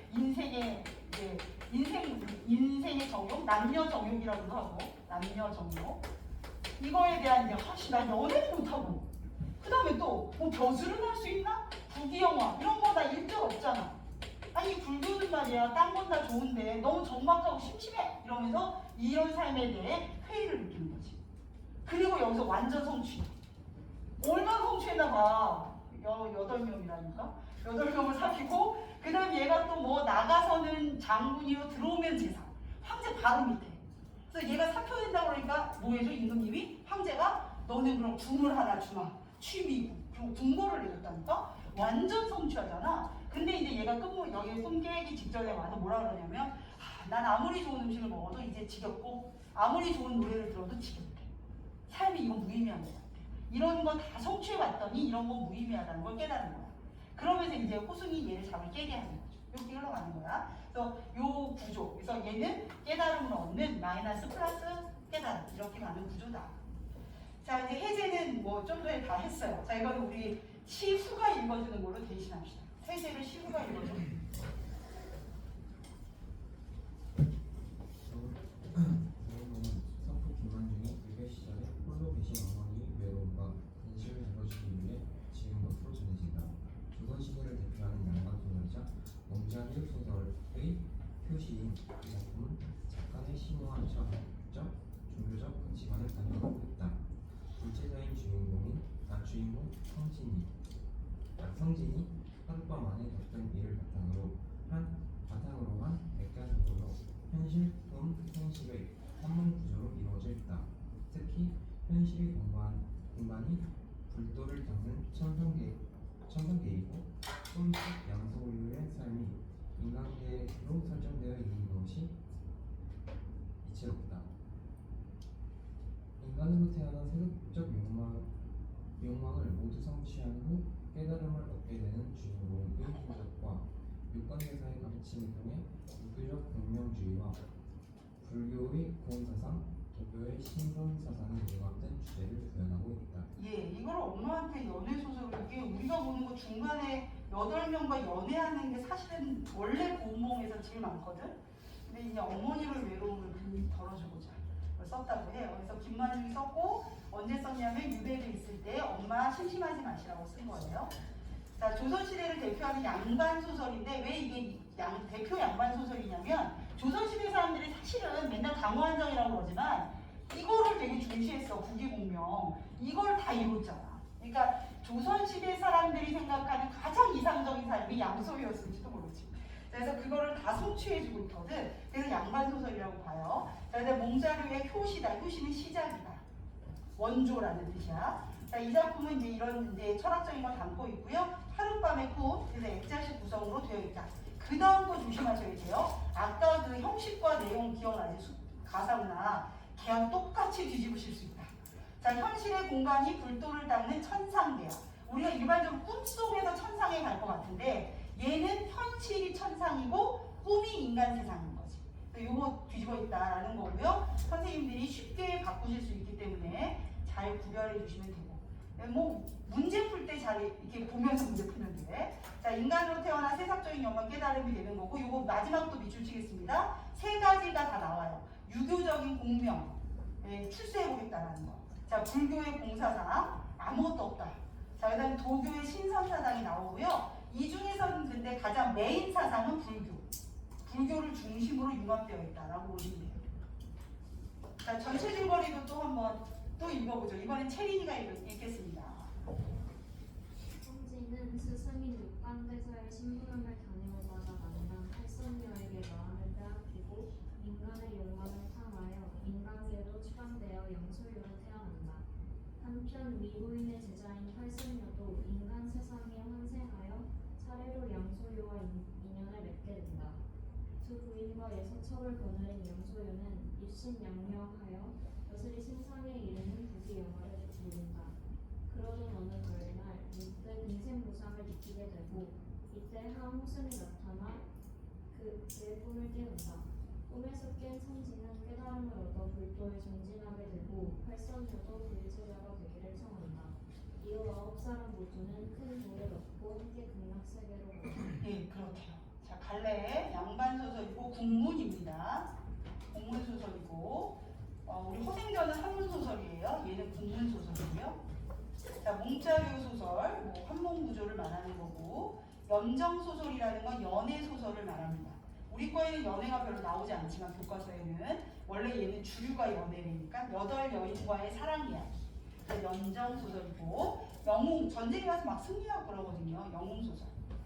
자, 성격 불교적인 거 있고요. 전기적은 기이한 것을 전한다. 그래서 비현실적인 요소. 얘가 막 이렇게 뭐 하지? 막 복사꽃을 떼서 막 던져주니까 명주로 변하고. 요술이다 이런 거. 자, 그다음 또 막 이렇게 막 연기가 막 일더니 싹 꿈에서 깨서 원래대로 돌아오고 막 이러면서 전기적인 게 있어요. 자, 전지적 작가 시점 나오고, 그다음 배경 보시면 되겠습니다. 자, 그리고 이제 우리나라를 배경으로 하고 있지 않아요. 중국을 배경으로 해서 뭐 연화고, 뭐 동정호 이런 식으로 중국에 나오는 지명들을 쓰고 그러고 있어요. 자, 그다음 주제. 인생 무상의 깨달음으로 인한 허무의 극복. 그러니까 우리가 이거 다 해봤더니 이 좋은 것도 허무하더라. 허무잖아. 그럼 이걸 극복하기 위해서 뭐 해야 돼? 불도, 진리를 깨달아야 된다. 뭐 이런 얘기야. 그 다음에 나와 있는 이 상대주의 가치관. 이건 뭔지 잘 모르겠는데 하여튼 지학사에서 이걸 되게 강조해. 그래서 상대주의 가치관은 뭐냐면 이분법적 세계관에서의 탈피를 말하는 거야. 이분법은 이건 옳고 이건 틀리다가 이분법이잖아. 근데 상대적이다라는 건 뭐야? 얘에 비해서는 얘가 오른쪽인데 얘에 비해서는 왼쪽인 거잖아. 이게 상대주의. 이분법적으로 나눌 수 없다. 이게 상대주의인 거야. 그래서 상대주의 가치관을 깨달아야 한다라고 보는 거야. 그러니까 상대주의가 맞다라고 보는 거지. 어떨 때는 상대주의 되게 나쁘지 않냐? 아니 밑등이고 이렇게 볼 수도 있는데 여기서는 상대주의를 긍정적으로 보는 거고 이분법적을 극복해야 되는 걸 보는 거예요. 네, 그래서 거기 뒷부분에 호승 선생님과의 대화인데 이 고정문화 있는데 그 애들 좀 그만 가르쳐야 될 것 같아. 갈수록 가관이 되고 있어요. 청산별곡 있잖아. 2022 개정 청산별곡은 말도 안 돼. 우리가 한 것보다 더 이상한 걸 막 다 붙여놨어. 이게 이제 고정문학이 몇십 년 동안 막 맨날 시험 보고 맨날 공부를 했더니 세울 게 없잖아. 그러니까 사람들이 앉아갖고 막 이렇게 껴맞추다가 막 뭐를. 그리고 좀 너무 억지스러운 게 많이 들어와 있는데 우리도 조금 그렇지만 이제는 22 개정의 청산별곡은 뭐 그 해석도 막 3가지가 아니야. 막 4-5가지. 이렇게 해석까지 이렇게 막 그렇게. 근데 여기 이 상대주의적 가치관도 사실 예전 이제 저기에서 해석이 없었는데 부흥공을 하다 보니까 이것도 한번 붙여볼까? 그런 게 아닐까라는 생각이 들기는 해. 여기 상대주의 가치관이 있는데 다른 교재들에는 별로 설명되어 있지 않은데 지학사 그렇고 또 선생님들도 그냥 지학사 교사용에 충실하시기 때문에 이거 이해하고 가시면 돼요. 그러니까 상대주의 일단 이분법적인 세계관을 깨자라는 의미를 갖는 거다라고 알아두시고 자, 그래서 특징 1번 몽자교 소설 확인하시면 되고요. 현실 공간이 천상계, 신성계, 인간계가 꿈속 공간 이렇게 된다는 거 이거 잘 뒤집지 않도록. 자, 유불선 사상 다 나오는데 불교가 중심이다. 보시면 되겠습니다. 자, 이제 본문으로 가시죠. 내 본문이 6쪽이더라고요. 6쪽. 자, 우리에게 남은 시간은 40분. 그러나 웅름옹이 있어. 자, 그러니까 한쪽에 5분? 5분. 자, 한쪽에 5분으로 달리겠습니다. 자, 한쪽에 5분씩 하고 웅름옹. 그럼 짜잔하고 끝나는 거야. 웅름옹 별로 길지도 않은 걸 남겨? 야, 지금 송민곡이 있는데. 아, 여기 송이는 4줄짜리였는데. 왜 송민곡이야? 차라리 송이나지. 송이는 4줄이야, 4줄. 얼마나 좋아, 4줄. 근데 송민곡이란 그럴 줄 알았지. 지난 여름에 우리 다 읽어봤잖아? 그래서 송민곡. 자, 하자, 5분. 5분에 한 판씩. 자, 설마 연우 자는 건 아니지? 자, 앞부분 줄거리 가겠습니다. 중국 당나라 때 서역은 뭐 인도라고 볼 수 있는데 그냥 서역 사찰이야. 자, 중국 당나라 때 서역으로부터 불교를 전하러 온 육관대사가 있었대요. 자, 이걸 연화복에 법당 짓고 불법을 베풀었더니 동정의 융왕님께서 법회에 참석하셨대요. 아니, 융왕님께서 육관대사 너무 감사해가지고 제자한테 심부름을 보냈어요. 아무한 이게 심부름 보내면 안 되는데 심부름 보냈죠. 근데 융왕이 아주 소환되죠. 이때 막 술도 먹이고. 자, 그리고 술도 한잔 알잖아. 이런 상태에서 성진이가 이제 집에 오고 있었어요. 육관대사한테. 그때 위부에 있는 또 육관대사의 법회에 참석했었어. 그리고 마침 팔선녀와 석교에서 마주치게 된 거죠. 자, 근데 이제 이때 상황이 어떤 거다? 얘가 술 마시고 용왕의 후한 대접을 받고 와서 얼굴이 빨개져서 아, 선생님이 너 얼굴이 빨가니 이러시면 어떡하지? 그러면서 이제 찬물로 이렇게 세수하고 있었어. 물에 이렇게 개울인가? 강물인가? 아무튼 세수해. 자, 성진이 생각하는데 이 물의 상류에 무슨 꽃이 피었기에 이런 신기한 향이 물에서 나는가? 꽃이 궁금했나 봐. 꽃 무슨 꽃? 팔선녀 꽃이지. 자, 그리고 얘가 이제 올라갑니다. 올곡을 정지하고 길을 따라 탁탁탁탁 올라갔어. 거기 갔더니 성진과 팔선녀가 드디어 만나는 장면이 나오네요. 자, 성진이가 육환장을 내려놓고, 육환장은 구멍이 6개 뚫려있는 지팡이래. 육환장은 지팡이고요. 지팡이를 놓고 공손히 재배하며 말합니다. 자기소개 들어가. 여보살이여.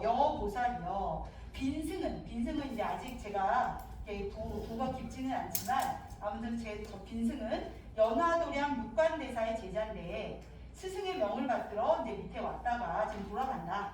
근데 문제는 좁은 석교 위에, 교는 다리죠. 좁은 다리 위에 보살님들이 앉아 있어서, 자, 예로부터 남자와 여자가 같은 길에 함께 올 수 없다라는 예법이 있는데 지금 이렇게 앉아 계시니 부디 잠깐만 비켜주실래요? 라고 물어본 거야.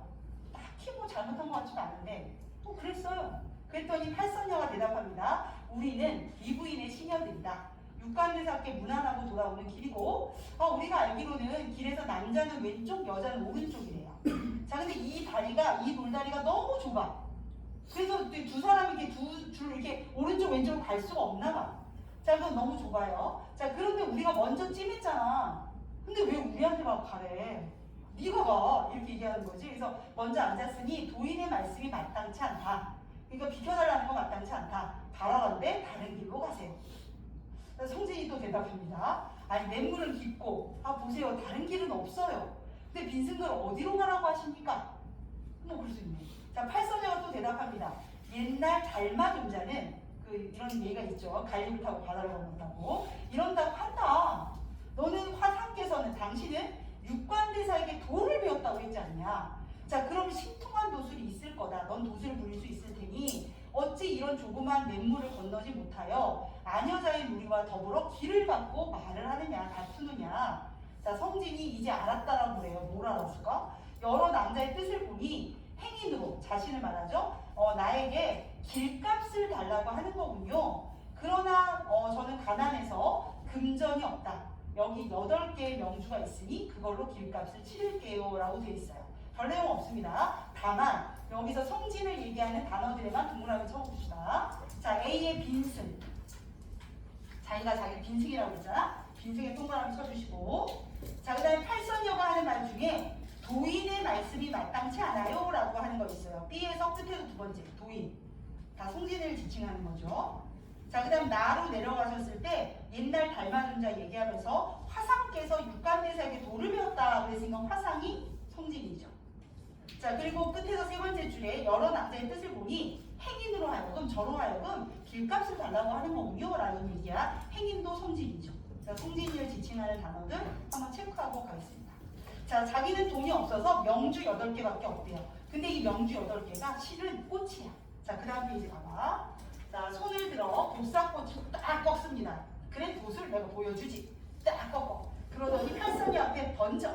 그러니까 이 동물이가 어떻게 됐어? 8개의 명주로 화했다, 바뀌었다. 자, 근데 그 밑에 보시면 뭐라고 써있냐면 불가의 계율을 어긴 거예요.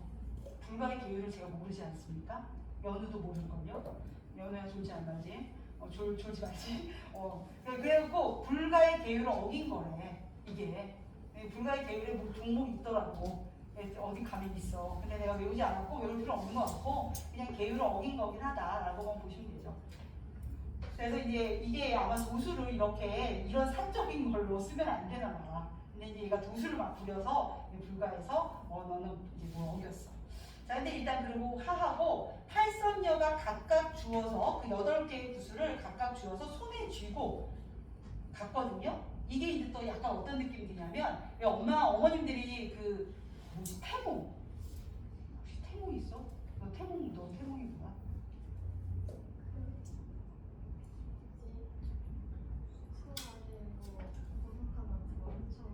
그치, 그러니까 뭘 갖고 오잖아. 그래, 바로 그런 걸 갖고 오는 거야. 너희도 엄마가 모르는 것 같아. 자꾸 그만 뭘 갖고 오잖아. 그래서 우리가 이렇게 뭘 이렇게 갖고 온다, 뭐 부작에 쌌네, 뭐 막 이런 얘기가 나온단 말이야. 그치? 다들 있지, 뭐 하나씩 갖고 오지. 안 갖고 와? 우리 아들이 왜 전화를 안 해주는데? 아, 자식, 원래 4시에 전화해야 되는데. 오늘 또 하겠네. 자, 근데 우리 아들도 태몽이 있었어. 우리 아들이 태몽을 꿨는데 나는 안 꿨다. 나 진짜 내 꿈이 태몽 꾸는 거였거든. 지금 끝내 태몽을 못 꿨어. 너무 아쉽네. 나중에 손주 태몽이라도 꿔가지고. 근데 부모님들이 어른들이 하신 말이 태몽은 완전 다르네. 이건 태몽이구나 이런 느낌이 온다는 거야. 근데 나는 못 꿨어. 근데 우리 아들이 이제 했는데 이제 태몽이 이제 우리 집 아저씨가 있어요. 이제 우리 아저씨 원장님이라고 하는 분이 계신데 그분이 꿈을 꾼 거야. 큰 뱀이 나타나. 근데 그 뱀이 하나도 무섭지 않았대. 그래서 그 뱀과 막 신나게 놀았다는 거야. 너무 즐거웠는데. 그랬는데 자기는 그러면서 이거는 로또다. 그래갖고 자기가 로또를 샀대. 그래서 나 이거 당첨될 거야. 그래서 얘기를 안 했는데 나중에 내가 임신을 한 거야. 그랬더니 생각해보니까 그게 로또가 아니고 우리 아들 꿈이었다. 그런데 우리 이 로또 있는 게 아들님께서는 엄마한테 전화도 안 하고 있지. 군대 가면서 우리 아들이 또 최전방 대한민국 최북단에 배치받았어요. 좀 나라를 제대로 지키네. 네, 어제 배치받았다고 왔어. 그래서 받은 22사단. 그래서 내가 22사단이 어디야? 그랬더니 사람들이 내가 검색해봤지. 그때 AI가 알려줘. 뭐라냐면 대한민국 남한 최북단에 위치하는 부대로서 우리나라의 경계를 뭘 하고 있는 뭐다. 최북단. 그래서 GOP 막 이런 느낌 같아. 미친 거 아니야? 왜 22사단이야? 다 이유가 있어. 내가 동반입대 했거든. 여기 남자애들 동반입대 있다고 하지 마. 내가 동반입대 하지 말라고 그렇게 얘기했는데 귀엽고 동반입대를 하더니만 친구와 함께 초등학교 친구와 함께 그리고 동반입대를 하더니만 동반입대 하면 그렇게 최전방으로 떠든다. 진짜 최전방이야. 그래서 고성도 고성 알아? 고성? 그 꼭대기 배치받자. 이놈식 최전방. 그래서 우리 아들이 이제 나라를 지킬 거야. 최전방에서 믿을 수 없고 영 불안해서 살 수가 없네. 자, 아무튼 그래서 이 인연은 이런 거야. 요 의미야. 팔선녀에게 명주를 줬단 말이야. 근데 얘들이 이거를 이까지가 필요 없어. 그리고 던지고 갔으면 여기서 안 만나. 근데 얘네들이 이걸 다 손에 쥐고 이렇게 갔잖아. 그러니까 이제 만난 거지. 그래서 이게 요 부분을 어떻게 연결할 수 있냐면 성진이 꿈속에서 다 이 8의 여인과 인연을 맺을 거다라는 걸 암시한다라고 볼 수 있다. 명주를 다 손에 쥐고 갔다. 그 얘기야. 그래서 너희들 태몽이 얘기한 거야. 팔선녀가 각각 주어 손에 쥐고 온갖 들고 오신다니까. 그때 그럴 걸 뭐 자두를 뭐 신선이 와서 따줬는데 만약 연주 어머니께서 전 자두를 싫어합니다. 이런 연주 없는 거야. 근데 이제 딱 받으신 거지. 그래서 손에 쥐고 가는 것을 의미한다.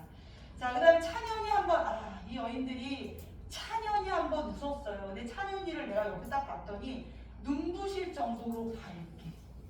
조선시대에 가장 예쁜 여자들을 뭐라고 그랬냐면 선녀라고 그랬거든. 가장 좋은 사람은 신선도루이고 가장 예쁜 여자는 선녀고 가장 아름다운 경치는 선경이란 말이야. 근데 그 아름다운 팔선녀가 차면이 눈부실 정도로 밝게 웃고 사라진 거야. 그랬더니 우리 성진이 마음이 어떻겠냐. 그 다음 행동 보면 알아. 성진이 석교 위에 돌다리 위에서 그렇게 길 비켜달라고 그러더니만 비켜주니까 오랫동안 팔선녀가 가는 곳을 바라보았다. 이건 뭐야? 팔선녀의 모습을 잊지 못하고 계속 쳐다보고 있었다. 이성에 대한 관심이 이제 얘한테 싹 튼 거지. 자, 한참을 바라보더니 구름 그림자가 사라지고 향기로운 바람이 가라앉았다. 이건 시간의 흐름을 얘기하는 거지. 이렇게 시간이 흐른 뒤에 바야흐로 성진이 석교를 떠나 스승에게 가는 거예요. 이제 떠나고 한참 있다가. 자, 스승님 너 왜 이렇게 늦었니? 라고 물었어. 얘가 꺼리낄 게 없다면 선생님 오다가요 그 석교에서요 뭐 이랬는데요 이랬어요 이럴 텐데 얘가 그 말 싹 빼고 용왕이 심히 후하게 대접하고 떠나는 것을 만류하여 차마 떨치고 일어나지 못했어요 라고 하죠. 이건 알겠다. 거짓말. 계율을 어긴. 그래서 계율을 어겼어요. 더군다나 팔선녀와 만났다는 걸 감추는 거지. 말 안 한 것 뿐이다 라고 말하면 안 돼. 말 안 한 것도 거짓말이지. 자, 그래서 이렇게 됐습니다. 자, 대사께서 깊이 물어보지 않으시고 물러가 쉬어라 라고 얘기하십니다. 그래서 성진이가 자기 방으로 돌아와서 딱 앉았어요. 근데 이런 말이지. 잠옷 황홀하여. 왜 황홀할까? 얘 아까 그 천연이 웃는 팔선녀 얼굴 봤잖아. 잠옷 황홀하여. 마음의 생각이 듭니다. 자, 여기서부터가 조금 중요한데 우리 교과서에서는 3번의 회의를 얘기해요. 회의. 이 회의가 무슨 뜻이야? 의심을 품었다라는 뜻이야. 자기 삶에 3번의 의심을 하는데 그 첫 번째 의심이 이겁니다. 첫 번째 의심. 불교적 가치관에 대한 의심. 불교적 가치관에 대한 회의. 이 불교 이거 말이야. 자기가 지금 불교를 닦고 있는데 말이지. 이 불교적 가치관에 대한 첫 번째 회의. 여자 한 번 봤다고 이런 회의를 한다니. 자, 남자로 세상에 태어나 공맹의 길을 잇고 남자라면 남자답게 세상에 태어나서 공맹의 글을 읽고 자라서는 요순 같은 좋은 임금을 섬기고 나가서는 참수되고 들어와서는 정승되고 이런 거 돼야 되는데 그리고 옷도 비단 옷도 좀 입고 옷대도 차고 옷걸이 조회도 가고 자, 그 다음 문자 눈에 고운 빛을 보고 이게 뭐냐면 예쁜 여자도 사귀고 자, 그다음에 좋은 소리도 듣고 은택이 백성에 미치고 공명을 후세에 들이우는 거 공명이라는 거 자기의 이름을 널리 후세에 널리 알리는 거 이게 대장부의 일이 아닌가라는 생각이 드는 거죠. 얘 안에 내적 갈등이 시작된 거야. 이게 맞지 않아? 남자는 이렇게 사는 거 아니야? 이런 생각이 드는 거지. 이 남자 이래야 되는 거 아니야? 공부도 열심히 하고 그래서 멋있게 중간고사도 잘 보고 이렇게 살아야 되는 거 아니야? 이런 생각을 한 거야. 자, 근데 자신의 현실을 바라봅니다. 현실을 봤더니 우리 부처의 법문은 불교는 한 다리대의 밥, 한 병의 물, 2억 원의 경공과 108 연주밖에 없대. 자, 그래서 그 다음 건 조금 잘 읽어. 비록 그 도가 높고 아름다우나 좋긴 해. 그 도가 높고 아름다운 건 인정. 자, 근데 문제는 뭐다? 적막함이 심하구나. 그럼 이렇게 적막한데 이게 진짜 제일 좋은 방법이야? 라는 의심이 든 거야. 그래서 이게 첫 번째 회의죠. 근데 놓치지 말아야 될 건 불교가 나쁘다라고 하는 적은 없어. 도가 높고 아름다우나 적막하구나 이거야. 이렇게 첫 번째 회의를 합니다. 자, 그다음 중략 부분 줄거리. 속세의 삶을 상상하며 불도의 회의를 느꼈죠. 첫 번째 회의를 느낀 성진이는 인간 세계로 추방됐어요. 성진은 인간 세상에서 양처사의 아들 양소유, 아까 소유 잠시 논다, 태어나고 팔선녀는 띵띵띵띵띵띵띵 백능파로 태어납니다. 양소유 팔선녀와 차례대로 결연을 맺어 2 부인과 6 남자와 함께 화평하게 신기하게 8명이 아주 친해. 자, 이러면서 지내는 한편 입신양명하여 부귀공명을 다 이루죠. 얘가 꿈꾸던 모든 거 여기서 다 이루어. 입신양명, 부귀공명 다 이루고. 자, 그러나 생일을 맞아 종남산 취미궁에 올라가 처첩들과 과물을 즐기던 양소유가 역대 영웅의 황폐한 무덤을 보면서 저 유명했던 한무제, 현종 황제 이런 대단했던 사람들의 무덤을 보면서 야, 저들이 저렇게 한때 세상을 쥐락펴락했는데 지금 다 뭐냐? 인생은 너무 무상한 거 아니야? 그런 생각이 든 거야. 그래서 얘가 피리를 불어. 릴리리야, 야 이렇게. 근데 그 소리가 너무 슬픈 거야. 그래서 한 여자가 듣고 있다가 오늘 곡조가 너무 슬프다. 왜 이렇게 슬픈가? 라고 물으니까 이때 대답하는 게 그 다음 페이지야. 자, 양소유가 대답을 하는데 무지 길게 말해. 한 페이지가 다 양소유에 답이야. 계속 말이 많네. 자 이제 주된 테마는 인생무상이야. 자 인생무상을 알고 갑시다. 자 소유는 본디 굳이 답을 하기를 뭘 자기가 원래 뭐로 태어난지까지 말해. 소유는 본디 하나님의 배옷 입은 미천한 선비였다.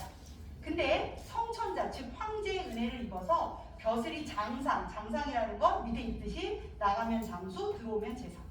그리고 완전 성공적인 삶에 이르렀다. 낭자들과 은정이 100년이 하루 같았다. 우리는 뭐 오늘 좋고 내일 싫고가 아니라 정말 아주 우리는 정이 깊었다. 만일 모두 전생의 수견으로 전생이 있다는 게 이것도 참 이제 불교적인 건데 전생, 이승, 후생 이렇게 되는 거잖아. 그래서 우리가 전생에 다 착하게 살아가지고 다 사람이 됐잖아 지금. 이게 전생의 수견으로 이렇게 우리가 만나서 모였다가 인연이 닿으면 각각 돌아가는 거, 우리가 죽는 거. 우리가 각각 돌아갈 거 아니에요? 그런 거 아주 뭐 떳떳하다. 천지에 부끄러울 게 하나도 없다. 그 얘기야. 오케이?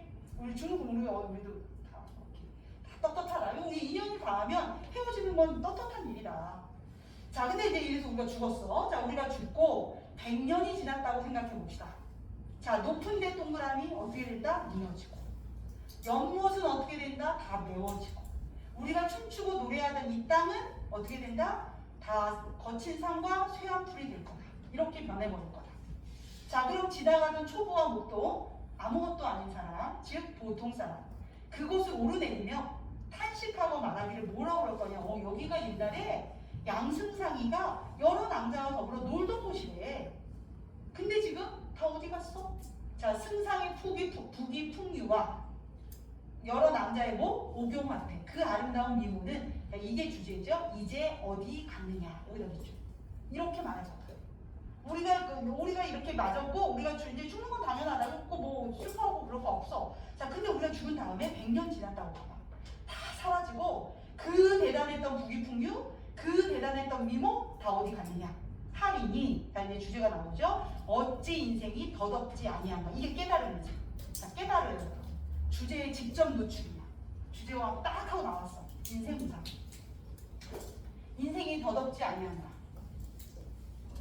자, 그래서 이제 내가 생각을 또 해봤대요. 인생은 더덥구나. 자, 그래서 내가 생각해보니까 천하에는 3개가 있었다. 유도, 선도, 불도. 선도가 도교예요. 아주 유명한 종교가 3개가 있는데 유교랑 도교랑 불교가 있어. 이 3교다. 근데 유교는 생전의 사업, 살아있을 때의 일들, 또 죽은 다음에는 뭐만 전해요? 이름만 전한다는 얘기야. 그래서 우리 이런 속담 있잖아. 호랑이는 죽어서 가죽을 남기고 사람은 죽어서 이름을 남긴다. 그래서 우리가 이렇게 이름에 목숨 거는 거죠. 내 이름을 후대 불멸한다. 네, 그래서 이거밖에 안 한다. 유도의 한계는 이거야. 생전 사업과 신후에 죽은 다음에는 이름만 전할 뿐이야. 그쵸? 죽음 이유를 해결해주지 않네. 이런. 자, 그다음 신성, 도교. 도교는 좋은데 예로부터 구하여 얻은 자가 별로 없어요. 구했는데 못 구해. 우리 진시황 불로초로 구하겠다고 배생 난리를 치고 안 되잖아. 그래서 한무제, 현종황제를 보면 다 알 수 있다. 그럼 이들도 구하지 못했다. 이 선교가 좋은데 이 신선될 세계는 참 좋지만 구할 수가 없다. 이게 또 한계죠. 아무리 좋으면 뭐해? 구하지 못하는데. 자, 그래서 근데 이제 내가 벼슬에서 물러난 후로부터 밤에 잠이 들면, 자, 동그라미 꿈속 꿈. 애들이 여기 아주 목숨 걸고 질문 많이 해. 몽중몽이 되게 헷갈리나요? 지금 얘들 꿈을 꾸고 있는 거거든? 근데 꿈속에서 또 꿈을 꾸는 거야. 그러니까 이름하여 몽중몽이 되는 거죠. 자, 꿈속에서, 근데 이 꿈속에 있는, 꿈속에서 꾸는 꿈이 현실과 연결이 좀 되는 거지. 여기서 꿈을 얘가 또 꾸는데, 여기서 얘가 또 꿈을 꾸는데, 요게 아마 우리의 현실과 연결이 되는 거야. 그래서 너희들이 꿈을 꾸면 그게 너희들이 현실일 수 있는 거야. 지금 이게 꿈일지도 모르잖아. 이게 꿈이고 오늘 밤 너희들이 꿈을 꿨는데 그게 너희들이 현실을 딱 보여주는 건지 모르지. 얘가 이제 꿈속에서 꿈을 꿨는데 거기서 자꾸 이제 포단에서 참선하는 모습을 본대. 이제 성진이야. 판단하는 모습을 본대. 이는 필연 불과와 내가 인연이 있는 게 아닐까? 그래서 내가 이제 결심한 거죠. 내가 장차 장자강이 적송자를 따른 것을 본받아서 나도 장자방을 본받아서 집을 버리고 얘 집 나가겠대. 스승을 구하여 남해를 건너 관세음보살을 찾고 5대에 올라 문수보살께 예를 당하고 그래서 뭐를 얻고 싶대요? 이건 동그라미 칩시다. 불생불멸의 변하지 않고 인생 무상이잖아. 인생 무상이 더 한결같은 건 없다잖아. 근데 불생불멸이라는 건 변화가 없는 거지. 그런 진리를 얻어서 진세는 우리 홍진 같은 거잖아요. 속세의 즐거움과 기쁨에 해당하는 진세의 고락에서 나 벗어나겠다. 이제 이런 인생의 어떤 거에서 벗어나고 싶다. 여기가 슬픈 게 아니었어. 여기까지는 나의 생각을 정리해줬어. 자, 그럼 아까 그 피리 소리가 왜 슬펐냐면, 그래서 내가 이렇게 정리하고 나니까, 근데 그대들과 내가 반평생을 해로하다가 갑자기 이별하려고 하니, 이제 헤어져야 되잖아. 지금 나간다 그랬잖아. 이별하려고 하니 슬픈 마음이 자연스레 복조에 나타난 거다 이거죠. 그래서 아까 그 피리 소리가 그 릴리리가 슬펐던 이유는 내가 이러이러한 인생 무상을 느끼고 그래서 이 종교 중에 찾아보려고 하니 내가 불도인 것 같고 불도로 귀의하기 위해서 내가 집을 나갈 거야. 그래서 내가 너희들과 지금 헤어질 거거든. 그래서 내가 슬픈 거다. 너희들과의 이별이 슬픈 거지. 알겠지? 인생 무상이 슬픈 게 아니야. 그러니까 이분이 이걸 다 누려보니 인생 무상을 느꼈어. 그리고 인생 무상을 극복하기 위해서 불도에 귀의하겠다는 거지. 그래서 진세의 고락에서 벗어나고 싶다. 그 흐름이 뭐야? 얘가 모든 걸 누렸다? 부귀공명을 다 누렸어. 부귀공명 노려보니 이게 뭐 별로야. 그래서 왜 인생 무상이 있는 근데 이거를 극복하고 싶어. 이걸 극복하고 싶어서 불생불멸의 도를 얻겠다. 불생불멸의 도. 이걸 내가 얻어야겠어. 라는 걸 한 거야, 결심. 근데 이걸 얻으려면 집을 나가야 되잖아. 그래서 슬픈 거야.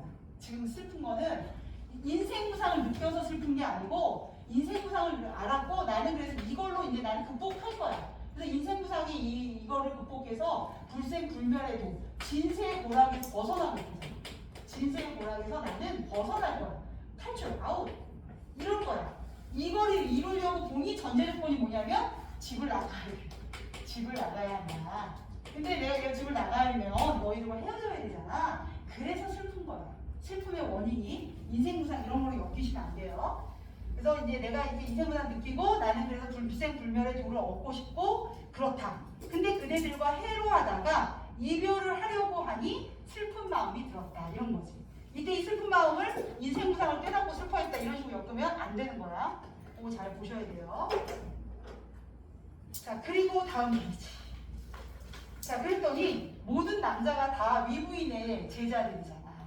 다 근본이 있어요. 근데 딱 듣더니 그리고 게다가 더불어 이제 세속의 인연도 다할 때가 된 거야. 그래서 이 말을 듣고 자연히 감동하여 얘네들이 가시면 안 돼요 크크크 이러는 게 아니라 상공께서 부귀번화한 이렇게 부귀롭게 부유하게 사시면서도 그런 깨끗한 마음을 가지셨으니 상공에게 어찌 장자방을 견주리요? 당신은 장자방보다 더 짱.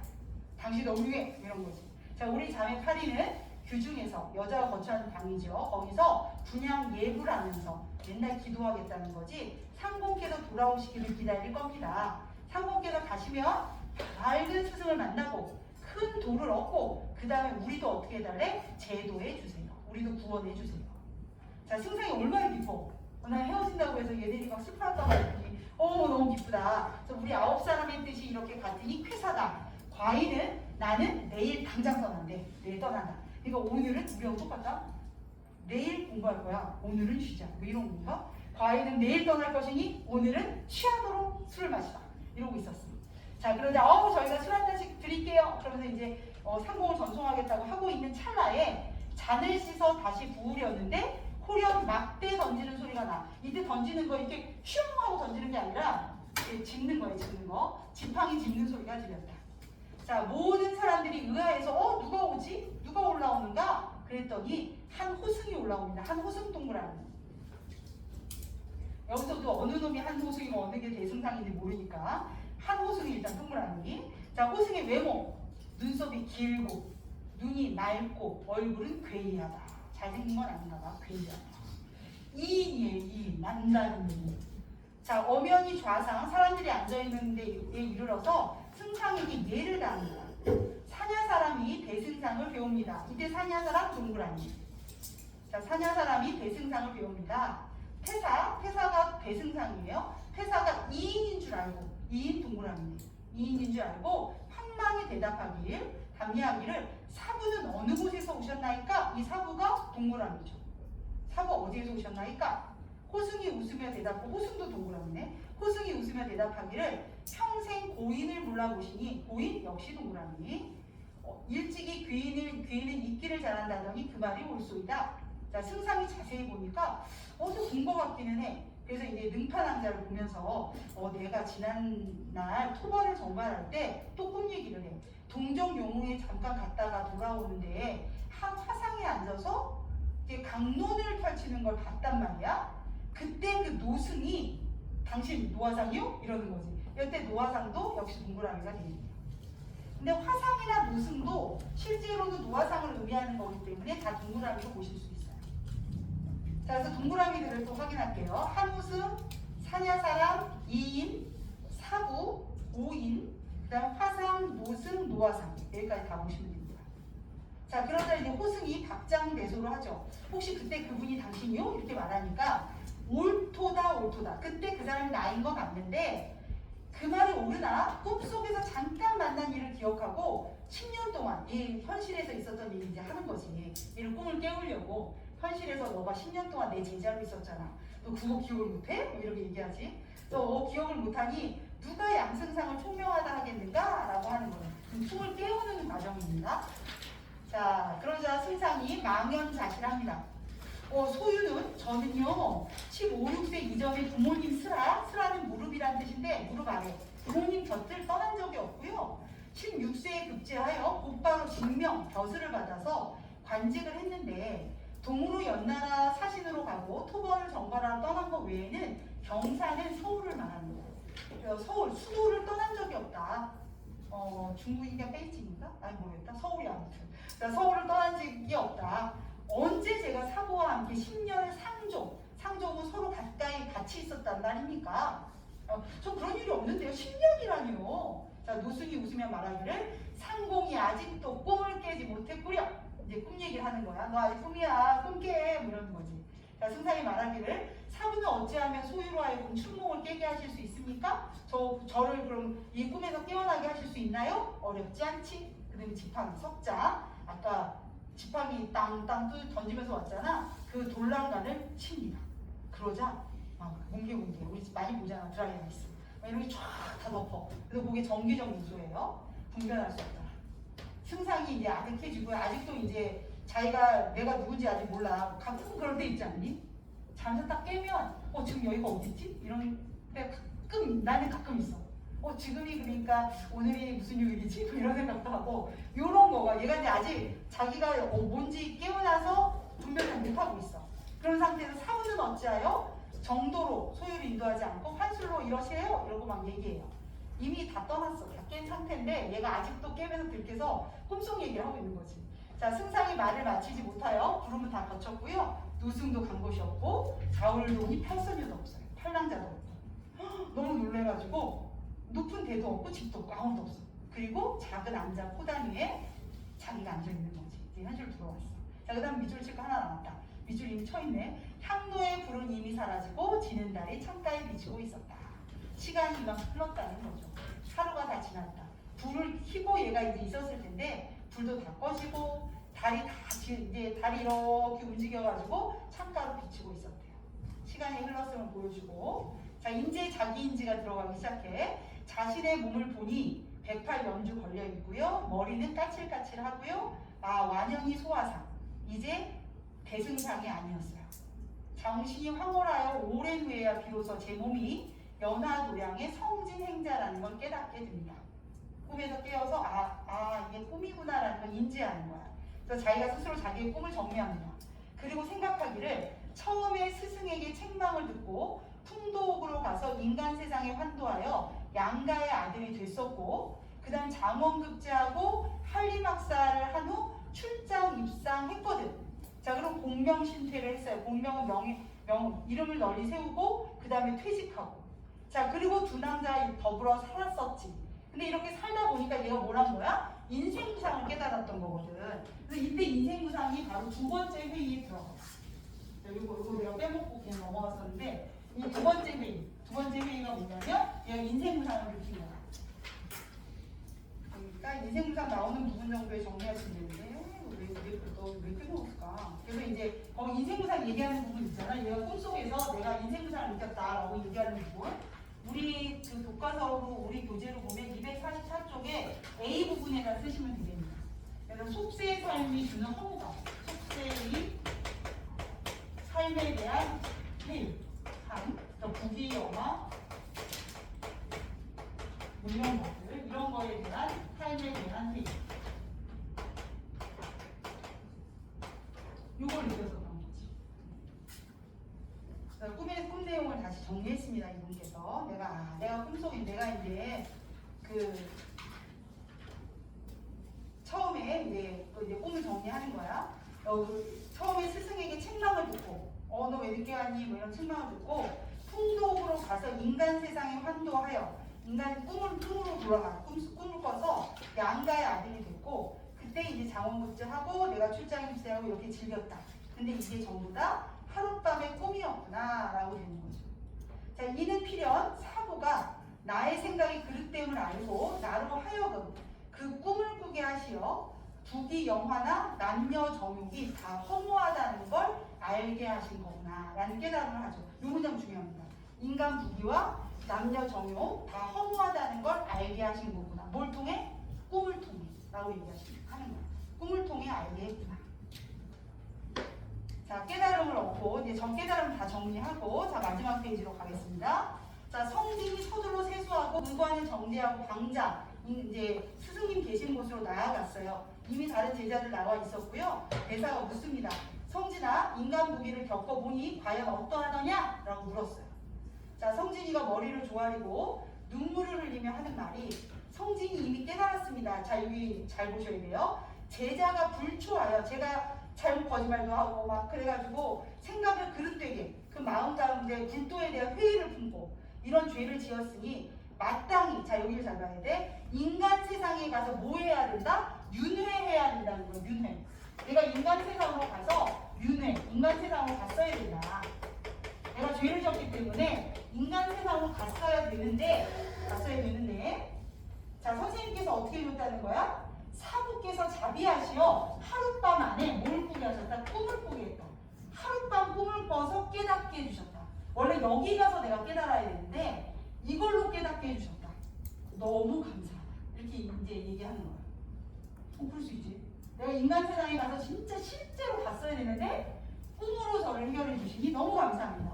라고 얘가 말했다는 건 인간 세상과 꿈이 같다야 다르다는 거지. 내가 A로 갔어야 되는데 A를 했어야 되는데 선생님께서 B로 해결해 주시니 너무 감사합니다. 이런 거지. 그럼 A와 B가 같다야 다르다라고 얘가 말을 한 거야. A는 인간 세상, B는 꿈 이러면서 다르다라고 구분한 거야. 그랬는데 나중에 선생님께서 뭐라고 그러냐면 이게 뭐가 다르니라고 하는 부분이에요. 그 부분 잘 기억하고 있어. 자, 그러자 선생님이 말씀하십니다. 내가 흥을 타고 갔다가 흙으로 돌아온 거다. 지금 사부께서 자비하시오라고 했는데 내가 한 거 아닌데? 네 흙으로 갔다 네 흙으로 돌아온 거야.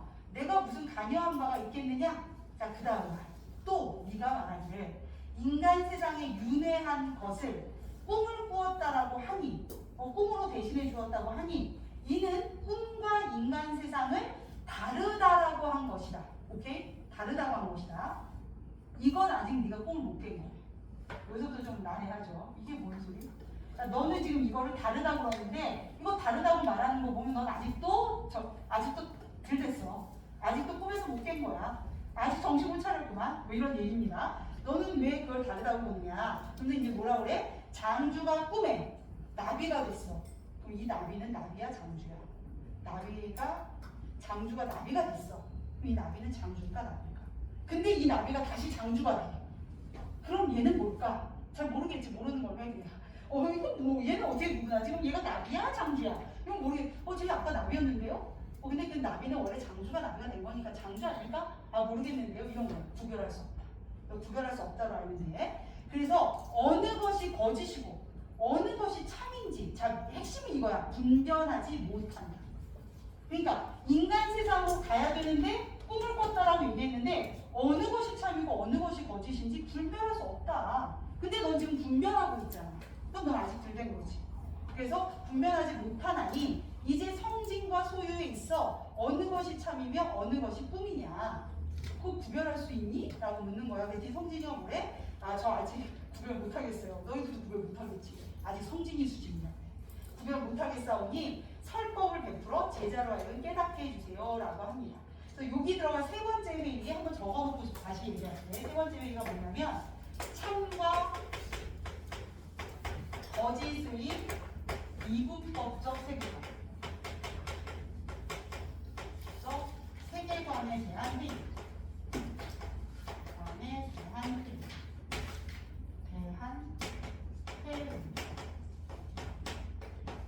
그래서 이건 아직 얘가 아직 깨닫지 못했다라고 얘기하고 있는 건데 이거로 이렇게 나누는 게 이분법적 세계관이고 이 세계관에 대해서 회의를 하는 거예요. 그래서 어디로 가야 되냐면 상대주의적 가치관으로 가야 된다. 상대주의적 가치관. 아까 첫 번째 주제에 있었던 거야. 이 책에서 얘기하는 세 번의 회의입니다. 근데 이게 학습 활동에서도 또 나오기 때문에 기억을 좀 하셔야 돼요. 그래서 우리가 지금 다 꿈을 꾸고 있는 걸 수도 있다. 자, 학습 활동으로 보시면 학습 활동 가시면은요 1번에는 현실과 꿈 현실로 되어 있다라는 내용 나와 있고 2번에 이제 꿈의 기능과 육관대사의 기능 역할들이 뭔지 나와 있어요. 육관대사의 역할을 보시면 이제 스스로 깨달음을 얻도록 유도해주고 그 다음에 이제 참된 이치를 깨달을 수 있도록 하는 선생님의 역할을 합니다.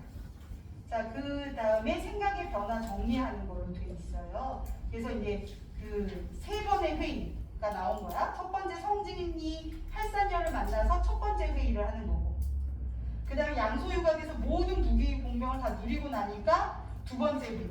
부귀 공명은 덧없고 자, 그리고 마지막에 나오는 게 불가의 세계에서 이분법적 구분을 넘어서 참된 이치, 상대주의적 세계관 이걸 깨닫는 거. 이게 세 번째 회의. 그래서 이제 주제가 이렇게 정리되어 있는 겁니다. 자, 그리고 너희가 마지막으로 해야 될 옥루몽이 나와 있어요. 옥루몽은 똑같아. 구조가 그 쟤하고 똑같은데 차이점이 좀 있긴 하거든요. 일단 뒷페이지를 먼저 보고 본문을 볼게요.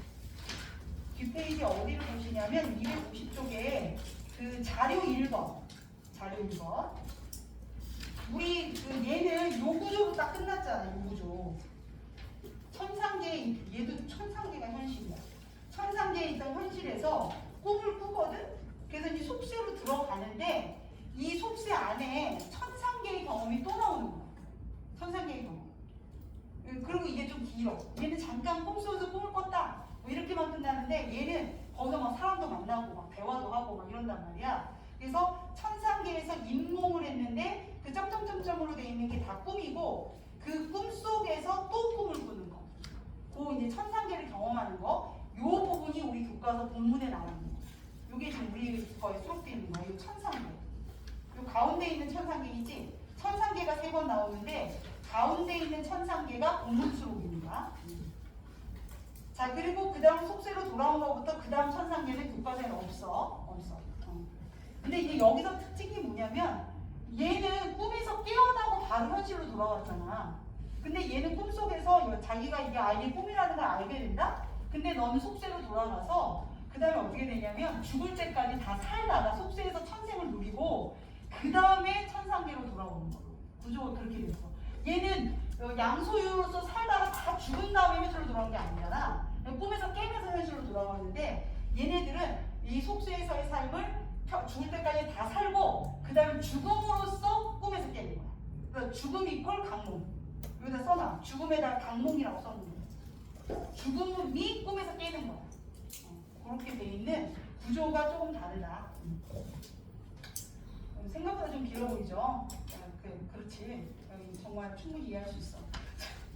그러다 이걸 미루면 또 어떤 부담감을 벌어지냐면 이 자습서를 또 들고 와야 돼. 무겁잖아. 그러니까 이걸 들고 오느니?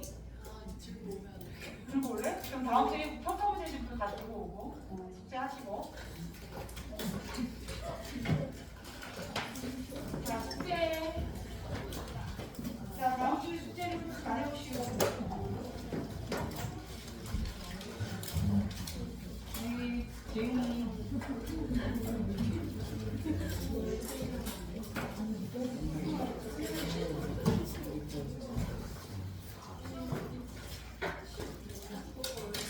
도윤아 깨워라.